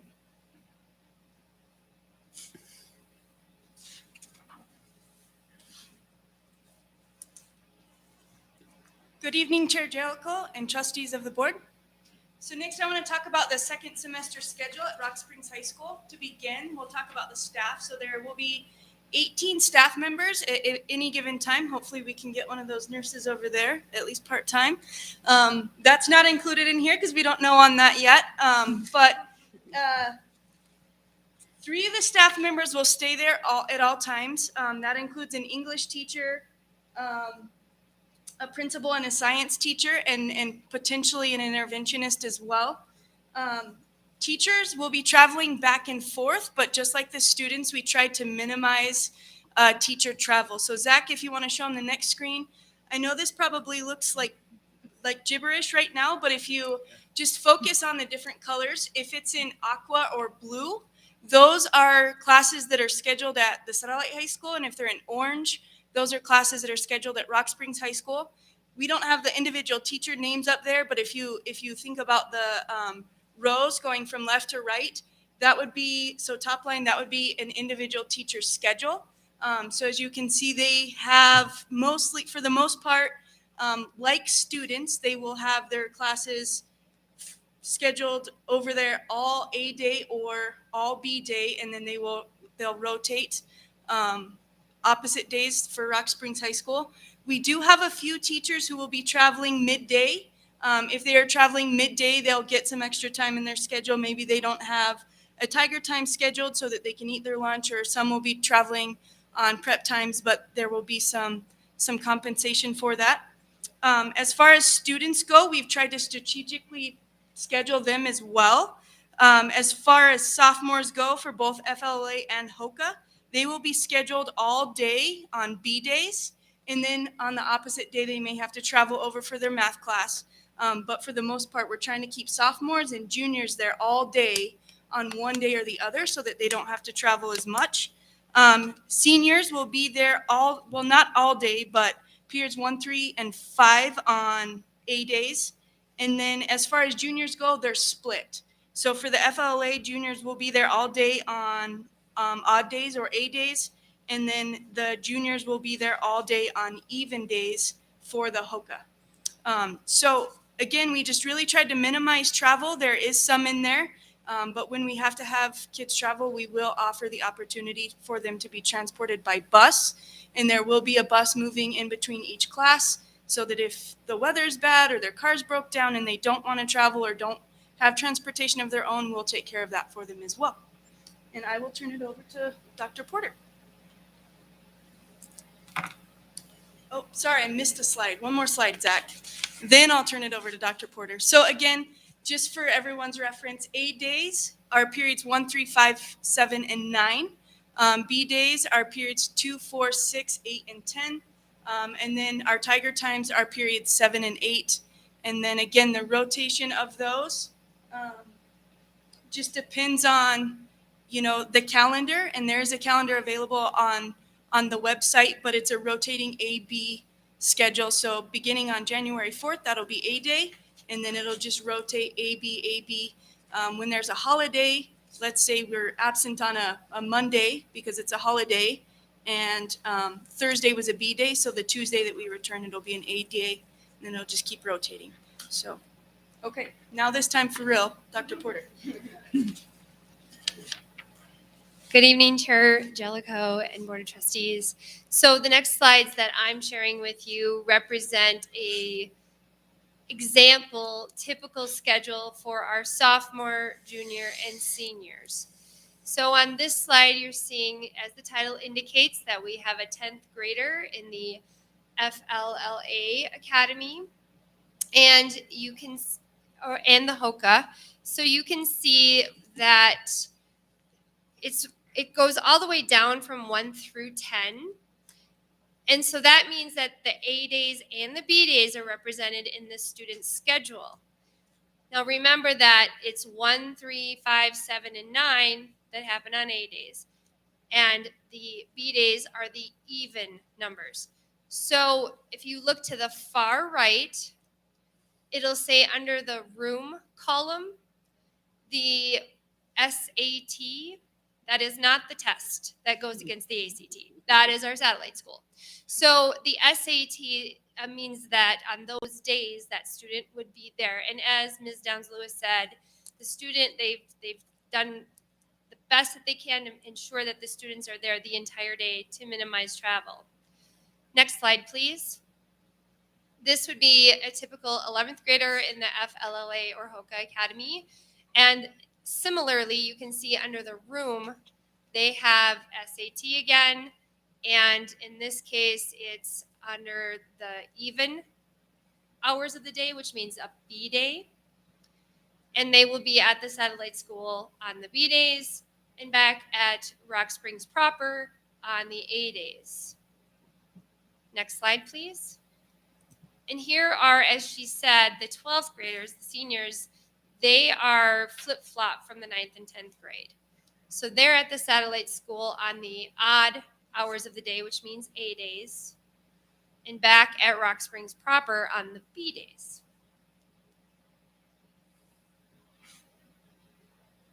Next slide, please. Mr. Jasmine is up.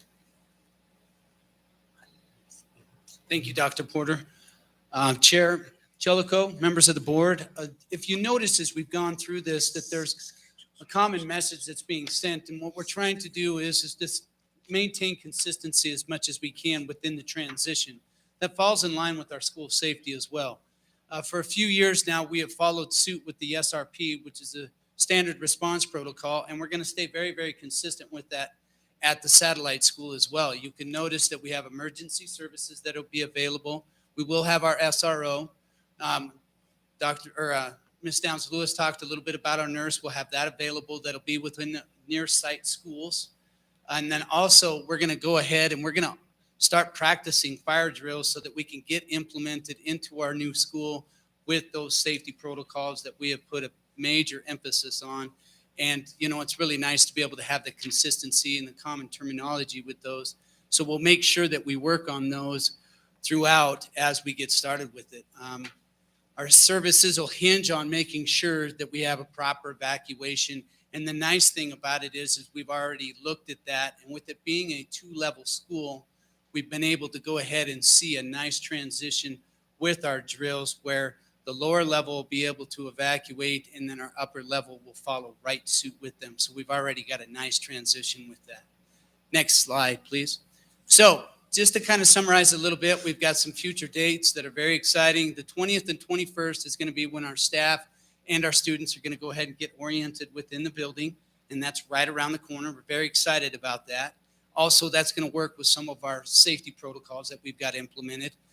They'll go through their schedule for the next 2 days during that time. Also, on the 4th is going to be that first day of second semester. The school is going to be open, and I don't know if they've had the opportunity to be able to go and look at it, but if you do, you need to. And with that falls in line with our first day, which is going to be the 24th of January. That's going to be our ribbon cutting. We want to make sure that we get the public there to see it, to check out the school. It'll be from 5 to 6:30 p.m. And it's really going to be kind of a unique opportunity to really show our community how much we bleed orange and black. So go Tigers. With that, I'll go ahead, go next slide, and we'll follow up with Mr. Subas. So we tried to present as many of the questions that might come up in this interesting transition. But I am willing to take any questions at this time. Questions? Anyone? I have one. No, please, go ahead. No, thank you. There are some classes that are very, should I say specialized, Mhm. that there may only be one class during the whole day for that particular subject. I'm thinking of maybe a band or a Yes, choir ma'am. or something like that.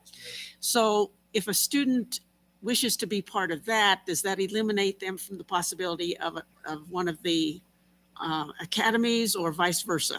When we built the schedule, we basically build the schedule off of 5 priorities.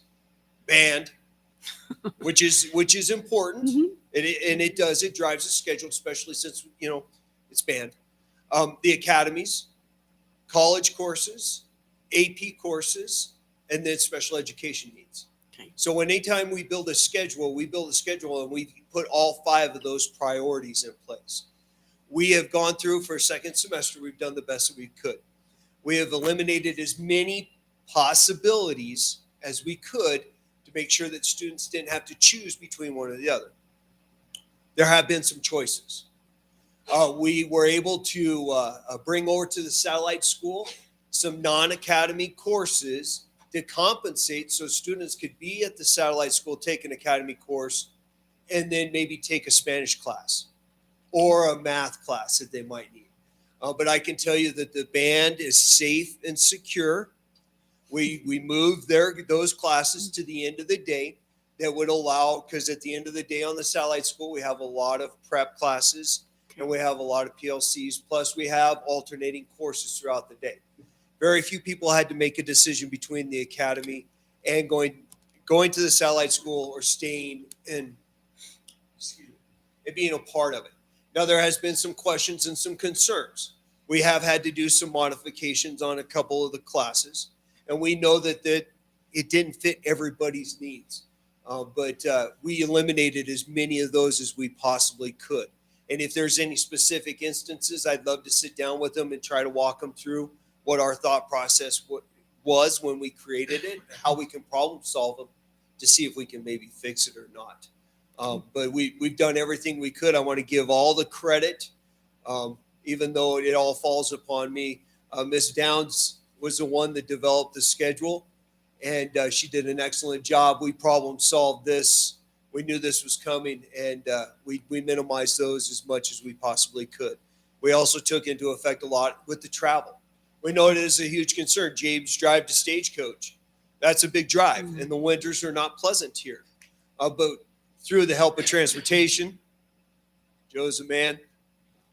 With us being able to have buses back and forth, buses crisscrossing at each transition, we will have transportation available for kids, and their safety is always first and foremost on our mind.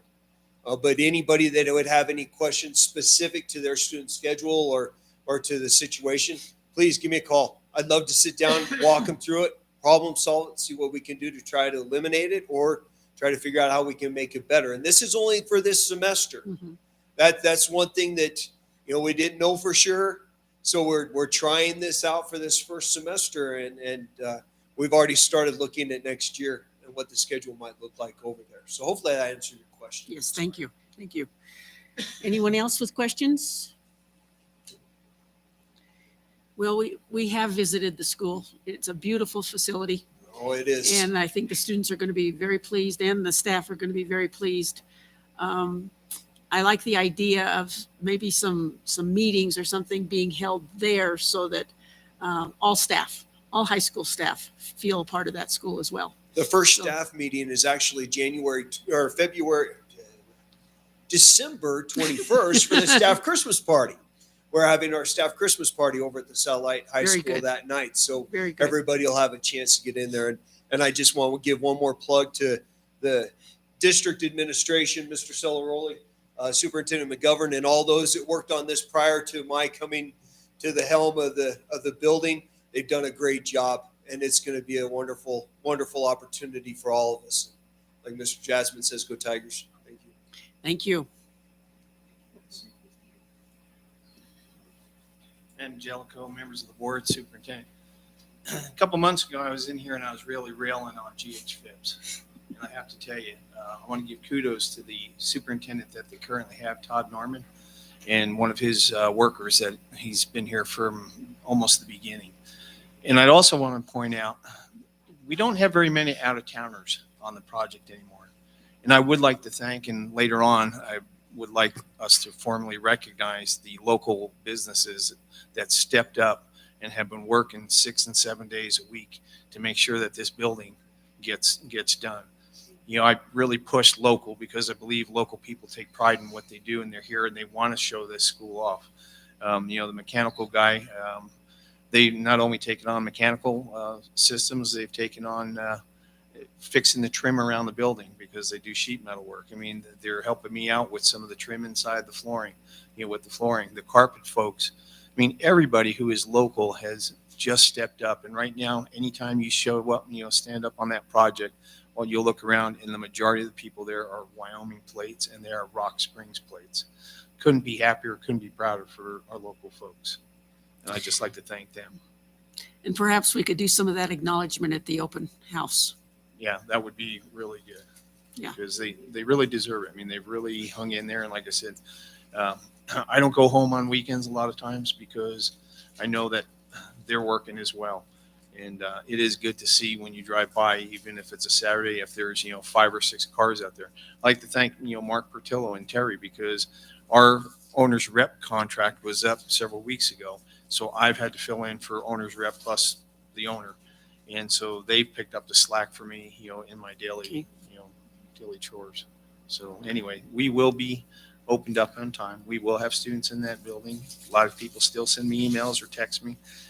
Yes, we will be in that building. It may be a few months later, but A few months it's- later, but we got what we paid have, for. we have a beautiful building. We do. So thank you very much. Moving on in the agenda, item number 5A.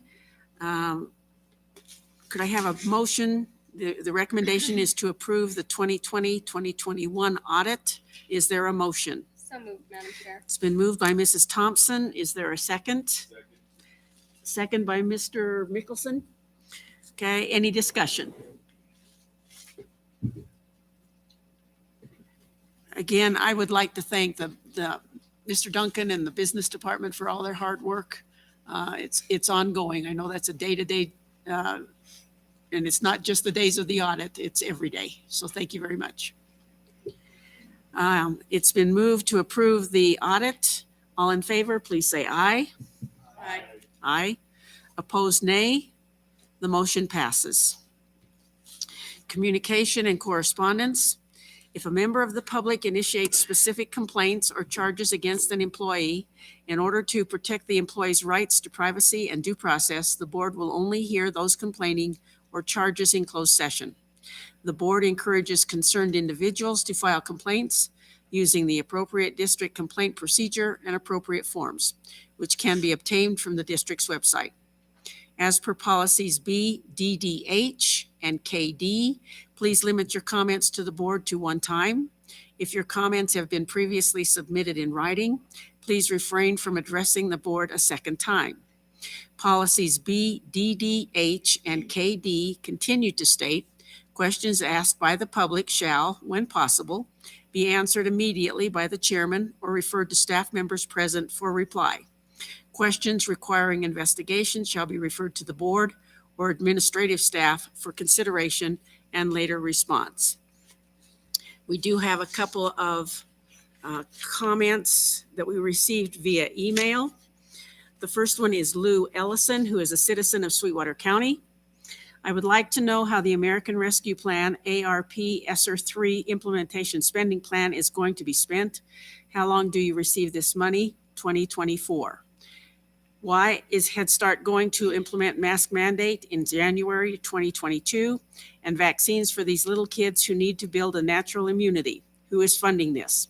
Some of these kids have special needs and need to see facial expressions and lips move. Do you think that covering their little face is going to benefit them? Since masks are not in K-12, why Head Start? Thank you very much.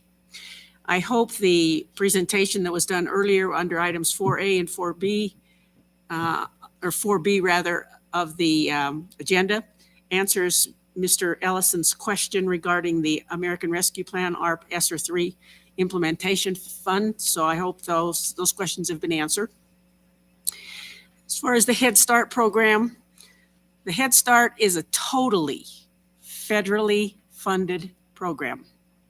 The Department of Health the federal Department of Health has mandated that masks be worn and vaccines must be, all students and staff must be vaccinated.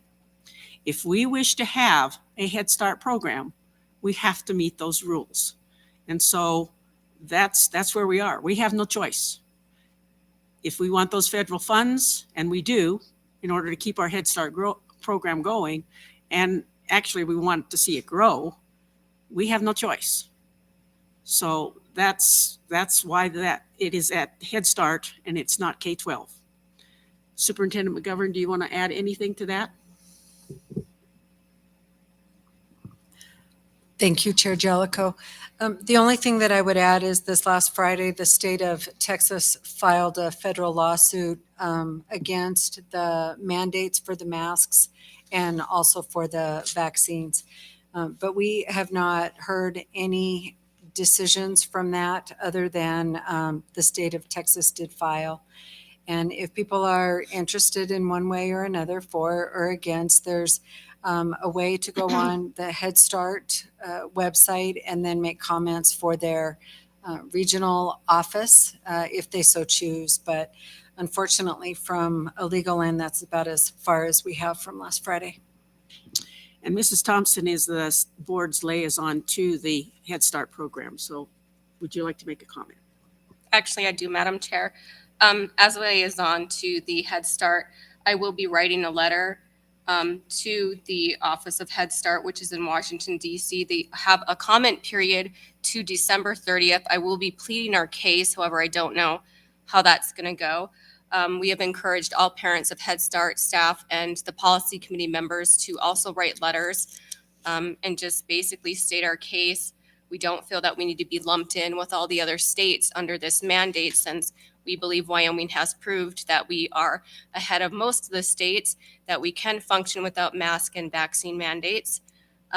So if anybody's interested in writing letters, I do have that information. You can reach out to me on my district email, and I will pass along that information. You do need particular docket and RIN numbers, and I will be happy to forward those to anyone who would like to write a letter. The deadline is December 30th.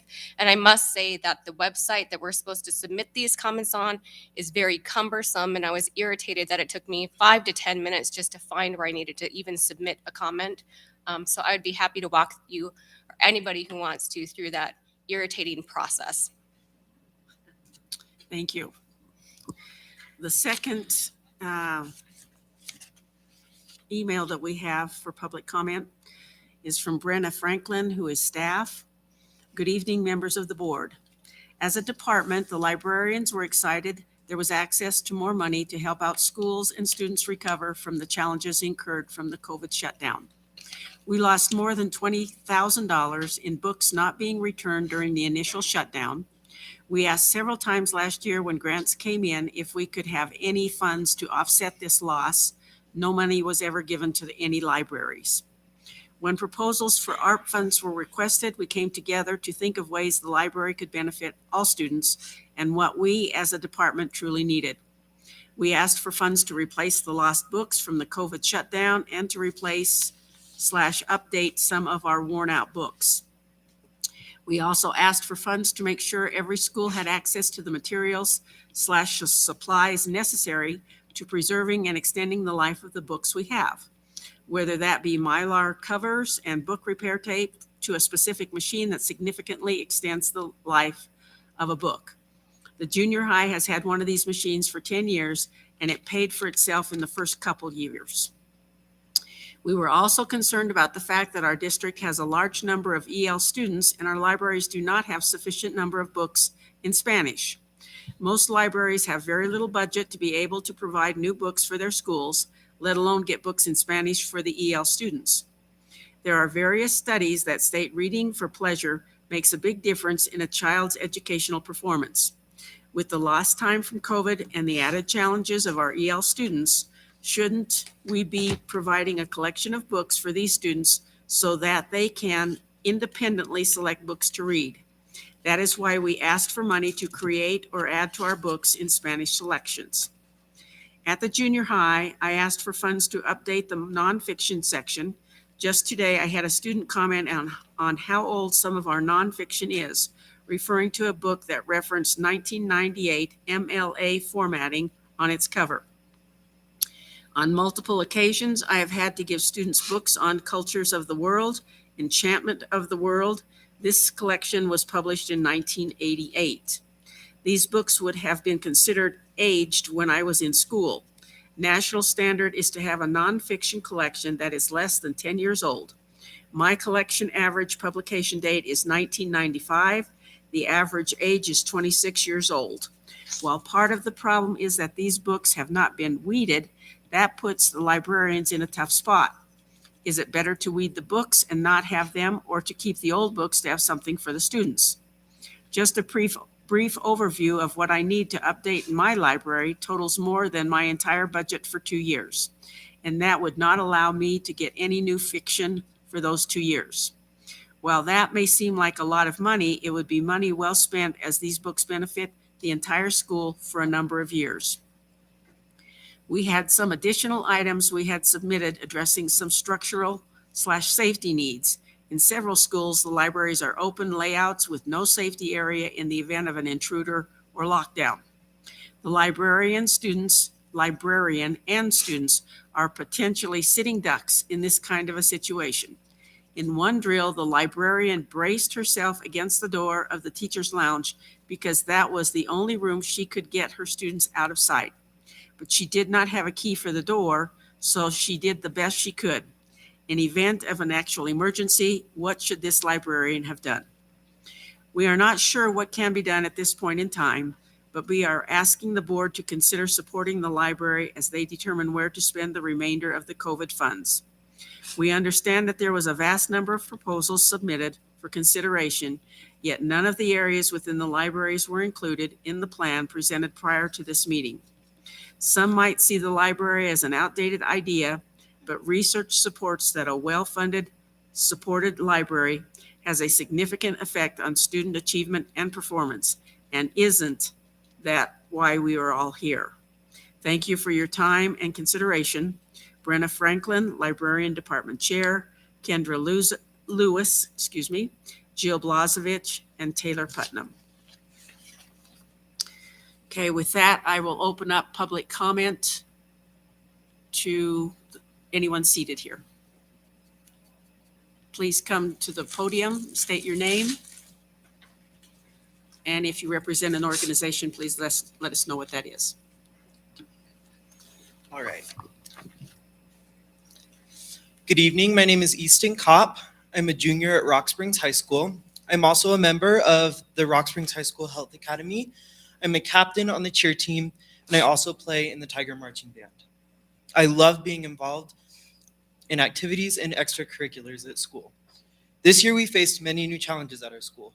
We were put under nearly a brand new administration, which brought several new policies, one of which I would like to bring to your attention today, the tardy policy at Rock Springs High School. In case you are not familiar with this policy, if a student is not sitting in their class once the bell rings, teachers are instructed to close their doors and students must be sent up to the front office to receive a pass back to class. For example, this morning I was inside of the building at 8 a.m. I am hardly ever late to school. I could have easily walked to my class in about 2 minutes or less. Doing this, I would have only missed very little class time. Rather, I had to wait in a line, missing about 20 minutes of instruction time. It is hard for me to understand how students are receiving a more quality education while being punished to such an extent. It makes little sense to me how you are trying to better students' education, but are making them even later to class by sending them back up to the office, especially when they are just steps away from a classroom. I think students should simply be able to walk into class and the teacher should be able to just mark them tardy. I think that we should continue with the policy that was in place last year. I feel like things went much smoother. Maybe taking suggestions from students or asking for other possible ideas could create newer solutions. Even if the policy is not completely changed, I think that it should maybe at least be reviewed. Thank you so much for your time and consideration, and have a great rest of your evening. Thank you for speaking with us.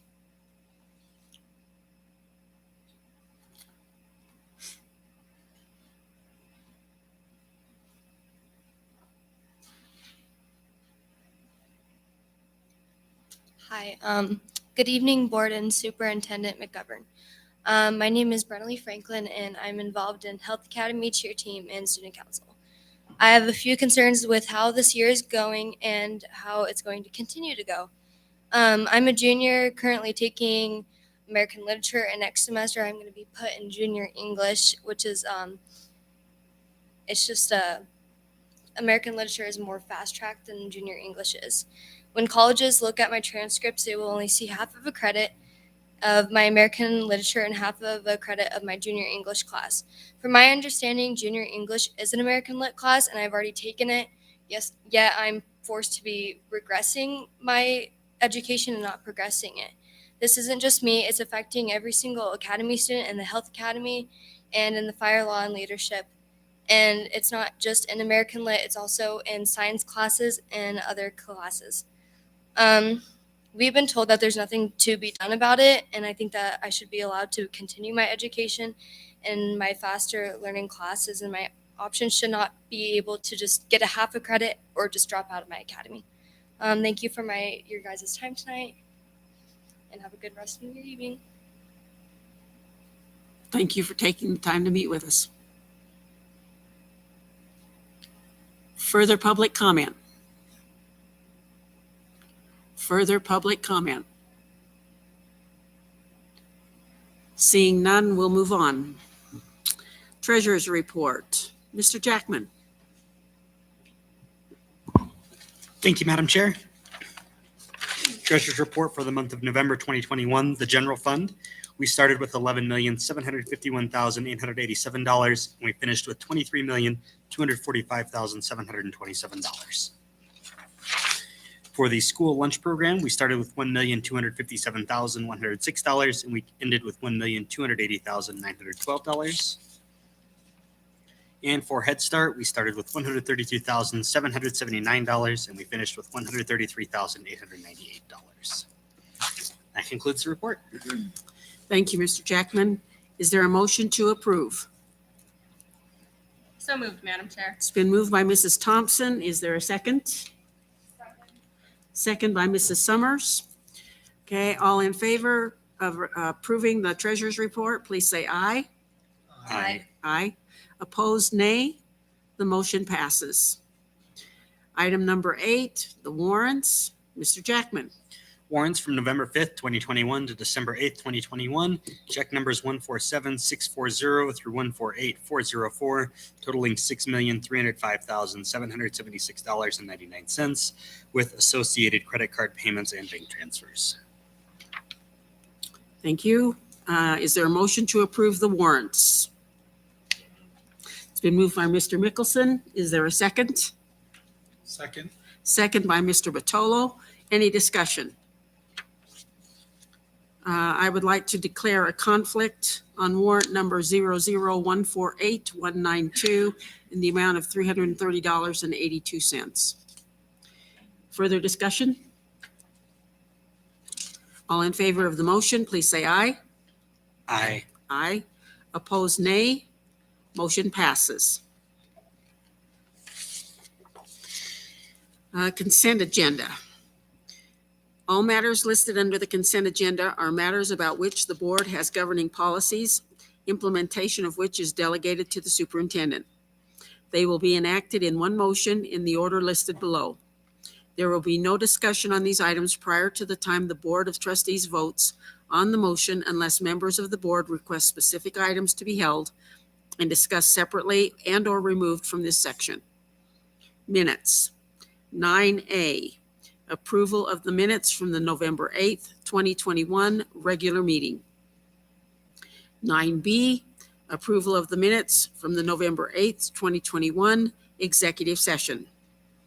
Finance, approval of the resolution granting use of the past signatures and signature stamps.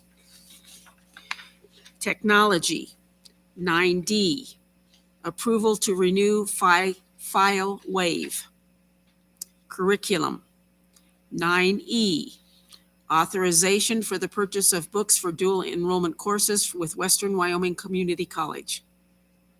9F, authorization for the use of the pending Wyoming Project Advancing Wellness and Resilience in Education, AWARE, Substance Abuse, and Mental Health Services Administration, SAMHSA, grant funds. General Board Business, 9G, approval of the Head Start 2020-2021 annual report. Hearing no items held, is there a motion to approve the consent agenda? So moved. It's been moved by Mr. Jackman. Is there a second? Second. Second by Mrs. Thompson. All in favor, please say aye. Aye. Aye. Opposed, nay. Motion passes. Let's go ahead and do the addendum at this time. We have a personnel matter. Megan Lord Crouch, social studies instructor at Rock Springs Junior High, has submitted her letter of resignation effective December 22nd, 2021. Recommend acceptance. Item number 2, American Rescue Plan, approval of the American Rescue Plan ARP implementation plan. Item number 3, facilities, recommendation to approve Long Building Technologies in the amount not to exceed $1,993,500 with a $398,700 contingency for a total project cost not to exceed $2,392,200 for the installation of the chillers and coils with direct digital control technology at Overland School, Walnut Elementary, and Desert View Elementary. Now, item number 4, General Board Business, recommendation to approve the request from Head Start to carry over unexpended safety supplemental grant funds from 2020-2021. On September 13th, 2021, the Board of Education approved a carryover of a one-time health and safety grant for $235,000 to update the existing fire system originally planned for Washington Elementary to the new Head Start location at Overland School beginning in 2022-2023. Head Start would like to expand the use of these grant funds from updating a fire alarm system to also include life safety systems. The Head Start Policy Council has approved of this expended use of grant funds. Item number 5, curriculum. The district advertised for sealed bids for career and technical equipment and supplies. No bids were received. 4 quotes were requested for a 60 times rim clamp coats tire changer, and only one was received from Napa in the amount of $6,877.41. This was approved by the Board of Education on September 13th, 2021. Due to the quote expiring on September 30th, 2021, a new quote was requested and received on December 9th, 2021 in the amount of $7,359.08. Therefore, the district recommends approval to authorize the Curriculum, Instruction, and Assessment Office to proceed with purchasing the tire changer at the newly quoted price that is in the best interest of the district based upon price and availability. The tire changer will be funded with Perkins FY22 grant funds, BOCES grant funds, or other district funds. Is there a motion to approve the addendum? It's been moved by Mr. Mickelson. Is there a second? Second. Second by Mr. Jackman. All in favor, please say aye. Aye. Aye. Opposed, nay.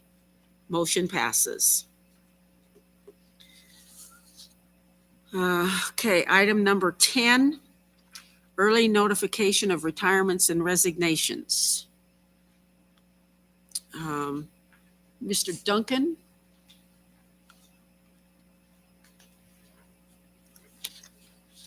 Thank you, Madam Chair, members of the board, Superintendent McGovern. The item before you is approval for a voluntary early notice incentive for certified staff and administrators. And this is something that we've done in the past as well. They need to provide written notice to HR by 4 p.m. on February 4th. And that date is intended to provide information to Nicole and the other principals as they go out and recruit teachers, so they have some idea about how many positions they're needing to fill. You must have completed your current contract for the 21-22 year. Provide written notice again, as I mentioned, by February. And the next item, 11A, you can be eligible for both of those at the same time, both the early notice and the sick leave payout upon retirement. To give you some idea, last year under this program, we had 33 employees that took this incentive, and the cost was a little bit less than 18,000. Currently, we have a little over 21,000 set aside in contingency money for this program. So I think the dollars are there. Thank you. So item number 10A, approval of a one-time early notice incentive to all certified staff or administrators. Is there a motion? So moved. It's been moved by Mr. Jackman. Is there a second? Second by Mrs. Summers. Any discussion? Seeing none, all in favor, please say aye. Aye. Aye. Opposed, nay. Motion passes. Moving on to the sick leave payout. 11A, approval of a one-time sick leave payout for certified staff. Is there a motion? So moved. It's been moved by Mr. Jackman. Second? Second. Second by Mrs. Thompson. Any discussion? Seeing none, all in favor, please say aye. Aye. Aye. Opposed, nay. The motion passes. General Board Business. 12A, approval of policy DL/HG certified payroll procedures. This is the part of the negotiated agreement that we have gone through policy, and then we will, at negotiations, we will discuss it again, but this is the one that we did on an emergency. Actually, all of these were done on an emergency basis, but that one in particular will be discussed with SEA in the spring. 12B, approval of policy DLA, staff time schedules and timekeeping. 12C, approval of policy DLB, administrative payroll procedures. 12D, approval of policy DLC, classified payroll procedures. And 12E, approval of policy FCAB, the depreciation policy. I'll remind you also that we did these in August on an emergency basis so that we could pay our employees. Okay, all in favor of approval of those 5 policies? Aye. Let's see, I probably need a motion first. I'm sorry. I Yeah, thought you made a. Okay, I need a motion to approve those 5 policies. Let me put it that way. It's been moved by Mrs. Thompson. Is there a second? Second. Second by Mr. Jackman. All in favor, please say aye. Aye. Aye. Opposed, nay. Motion passes. Item number 13, a COVID-19 update. Superintendent McGovern? Thank you, Chair Jellicoe. Just very quickly, the number of positive cases on November 19th was 43 positives and 116 stay-at-home orders. Our latest update on December 12th, because of the Thanksgiving week having only 2 school days. So our latest one was 30 positives and 105 stay-at-home orders. So our numbers are decreasing. And that is consistent with the cases in Sweetwater County as well. I looked today and I think we were at 55. So that's consistent. We are in much better shape than many parts of the state. So. One question, Chair Jellicoe, for the board is the updates were requested to come every 2 weeks. Is it the pleasure of the board to continue every 2 weeks, or would they like to see something different? Your thoughts?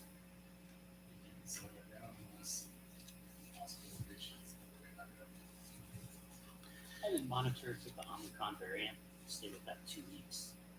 You don't need to give us one on Christmas Day because that's like in 2 weeks.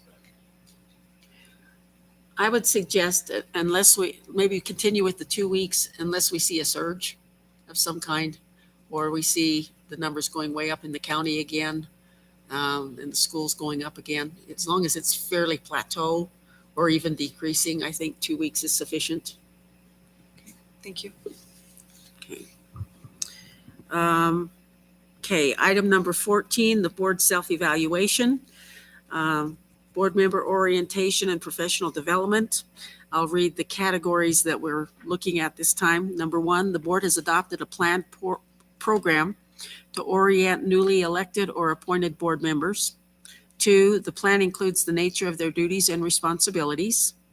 3, the plan details the differences in responsibilities between the board and administration. 4, the plan explains the principles of operation for the board and superintendent team. 5, the plan explains the educational relationships between the school district and state educational agencies and entities. 6, the board keeps informed and promotes its own professional development. 7, the board attends training opportunities such as conferences and workshops. 8, the board subscribes to and reads professional publications and educational periodicals. 9, the board uses pertinent data, research, and consulting services as needed. I would like to remind more or less the public that the board uses what's called leadership governance. And we are in like the second year, having just kind of gone through that entire process, and the self-evaluation is also part of that process. So this is a work in progress. And, but since we have only had one new member elected last year, I've asked her to kind of give us her thoughts, since the rest of us have kind of been involved in this process as we've been developing this leadership governance. And Mrs. Summers, if you wouldn't mind leading us off. Thank you, Chair Jellicoe. Is it on? Yeah. Thank you, Chair Jellicoe. So being new to the board, and I guess being the only one new to the board, I think we have some room to grow in this area. So looking at an adopted plan or program to orient newly elected or appointed board members, I think there is some of that. I did receive a packet early on that delineated the responsibilities of the administration versus the responsibilities of the board members.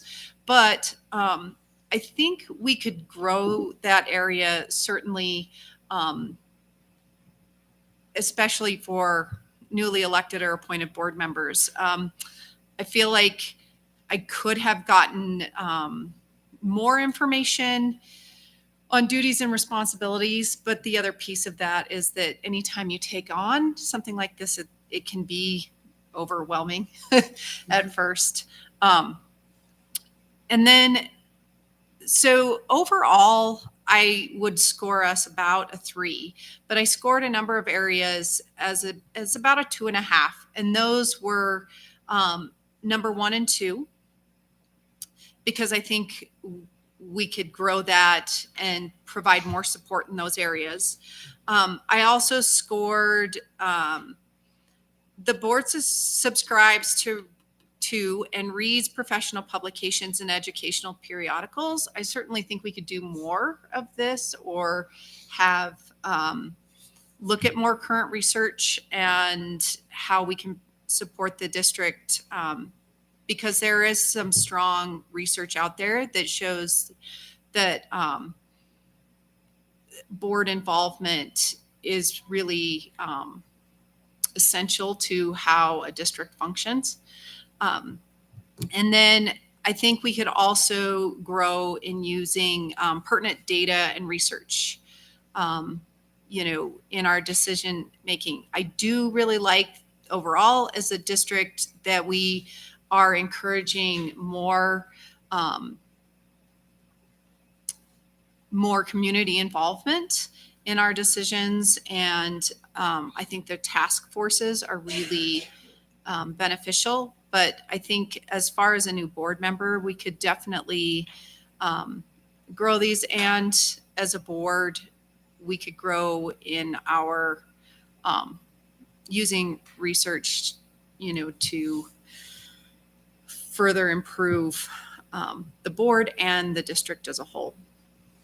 Does that? That's fine. Do you have, what would you give us as a score? Kind of overall? I would score us at a 3. Okay.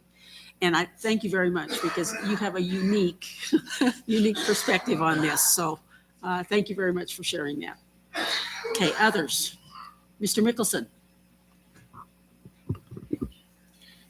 Thank you, Madam Chair. So my average came out pretty close.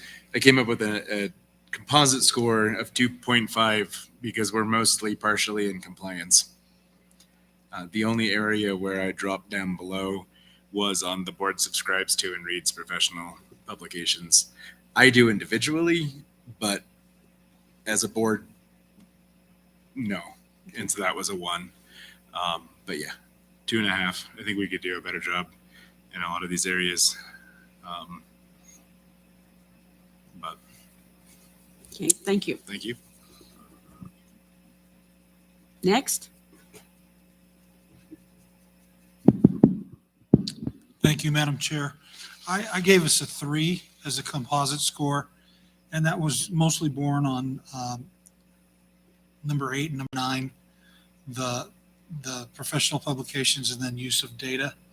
I concur with what Ms. Summers talked about as far as orientation, but when I was a new board member, they had sessions that you could go to at the School Boards Association. So I think that kind of was something that we thought you'd be able to get in a different place. But I would like to challenge us in sections 8 and 9, professional publications, educational periodicals, and then data. So my score would be a 3. Thank you. I guess we'll just go down the line. Mr. Jackman.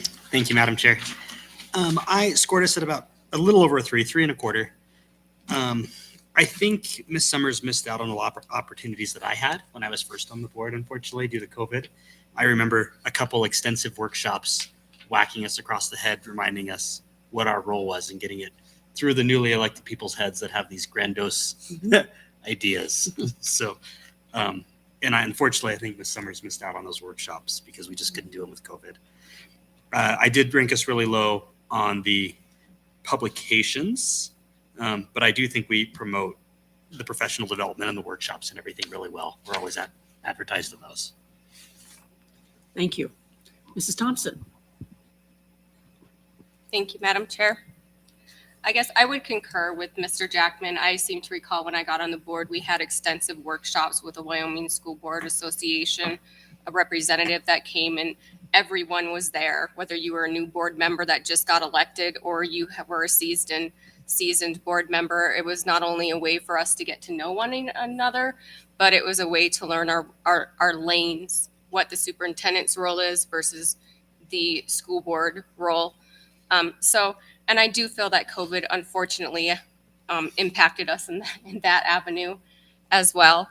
But it is something that I feel we need to do a little bit better job of, areas where I thought we needed improvement. The board keeps informed and promotes its own professional development.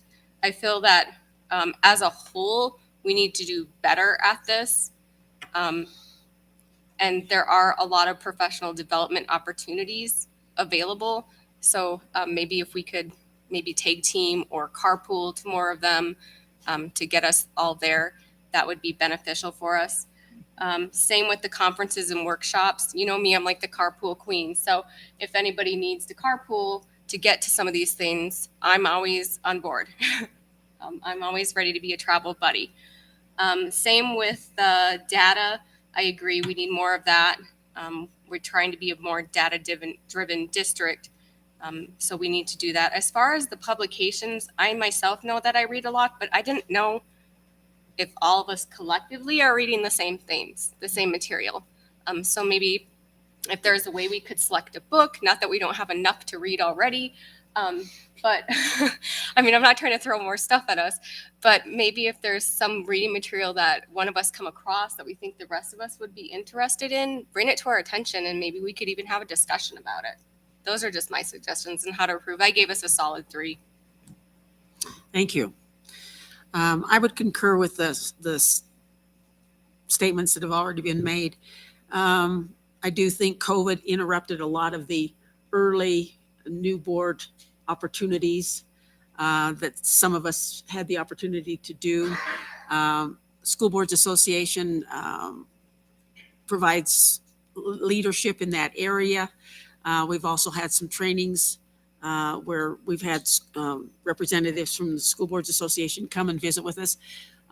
You know, the 6 of us, I'm sorry, Mrs. Summers, the 6 of us were very, very engaged in the leadership governance that was developed over a period of probably about a year, I think, by the time we got it totally completed. So this is a work in progress. And I do think that this is an area where we can continue to grow. And I would concur with Mrs. Thompson. If there's a book out there that someone comes across that thinks it might be helpful to board development, maybe we could do some kind of a book study or something like that. So that might be helpful. And I would give us a 3 as well. Okay, a reminder that next month we're expecting on instruction from the leadership team, some input from them in January and I think we specifically asked to go back to instruction on that because we wanted that input on the instructional category. And then after that, I think we'll try to start coordinating whatever the board is doing with what we do. But I think we do want to go back to that instructional piece with their input. So that'll be for next month. Item number 15, good of the order. Anyone? Mr. Jackman. Thank you, Madam Chair. Merry Christmas, everybody. Thanks for being here. Mr. Supus, I do have something for you, and it is for you, Mr. Cobb, as well. I fully support that tardy policy, and I'm going to tell you why. It wasn't that long ago that I lost $8.3 million because I was 15 seconds late to a bid opening. Timeliness is super important as we grow and grow outside of it. When you're in college, and I know both of you are college bound because you are bright, amazing students, well-spoken, they will close the door on you 5 seconds after the class opens and you're not going to be allowed in. And if that's the date of a final, tough, you're going to take the class again. And I think that's the philosophy that Mr. Supus is trying to instill in everybody. And I'm super supportive of it because in the real world outside of school, there are $1 million consequences for being 15 seconds late. Thank you.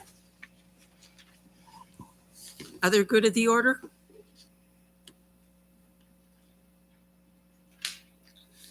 I would simply like to wish our staff, all of our staff, a Merry Christmas, a well-deserved, I think it's about a 2-week vacation, well-deserved. Please rest up. The end of the semester is there, so hopefully you can kind of get away from things a little bit and take a deep breath and just, sleep in the mornings or have just family time and just enjoy yourselves. You have greatly earned it. And thank you so much for all the time and effort that's been put forth from our staff. Any other or any other good of the order? Okay, moving on to new business.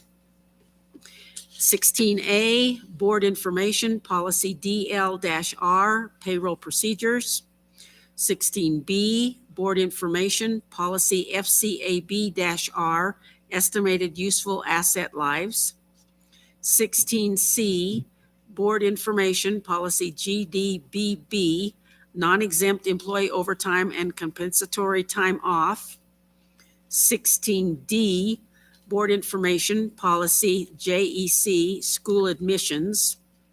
16E, Board Information Policy JEB, Entrance Age and Readiness Assessment. 16F, Board Information Policy JEB-R, Kindergarten Readiness Assessment. 16G, Board Information Policy JEA, Compulsory Attendance Ages. 16H, Board Information Policy KH, Public Gifts to Schools. 16I, Board Information Policy KH-E, Public Gift to Public Schools. I will just say that if you'll remember the emergency policies that we did, these have all gone through policy committee now.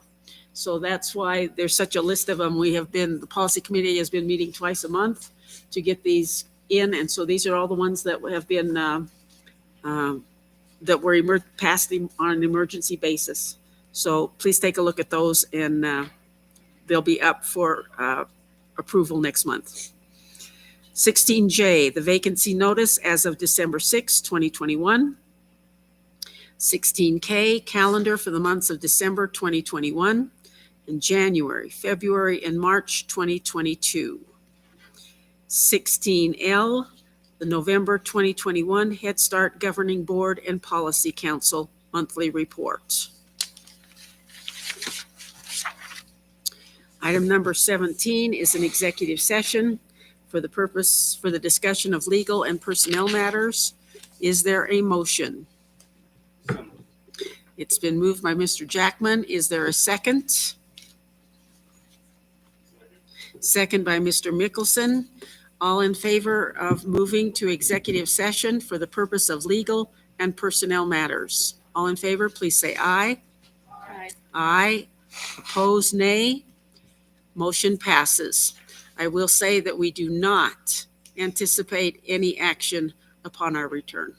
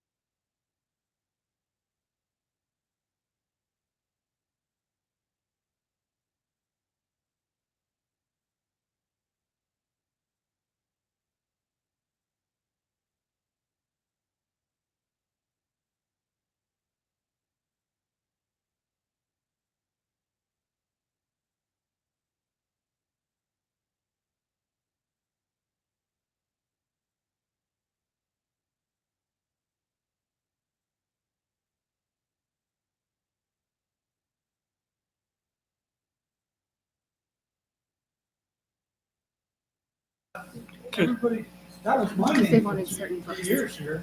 I'm Dick's brother. I'll entertain a motion to come back from executive session into regular session. So moved. It's been moved by Mr. Jackman. Is there a second? Second by Mr. Batolo. All in favor, please say aye. Aye. Aye. Opposed, nay. Motion passes. I'd entertain a motion to adjourn. So moved. Okay, it's been moved by Mr. Jackman. Second? Second by Mrs. Summers. All in favor, please say aye. Aye. Aye. Opposed, nay. Motion passes. We are adjourned.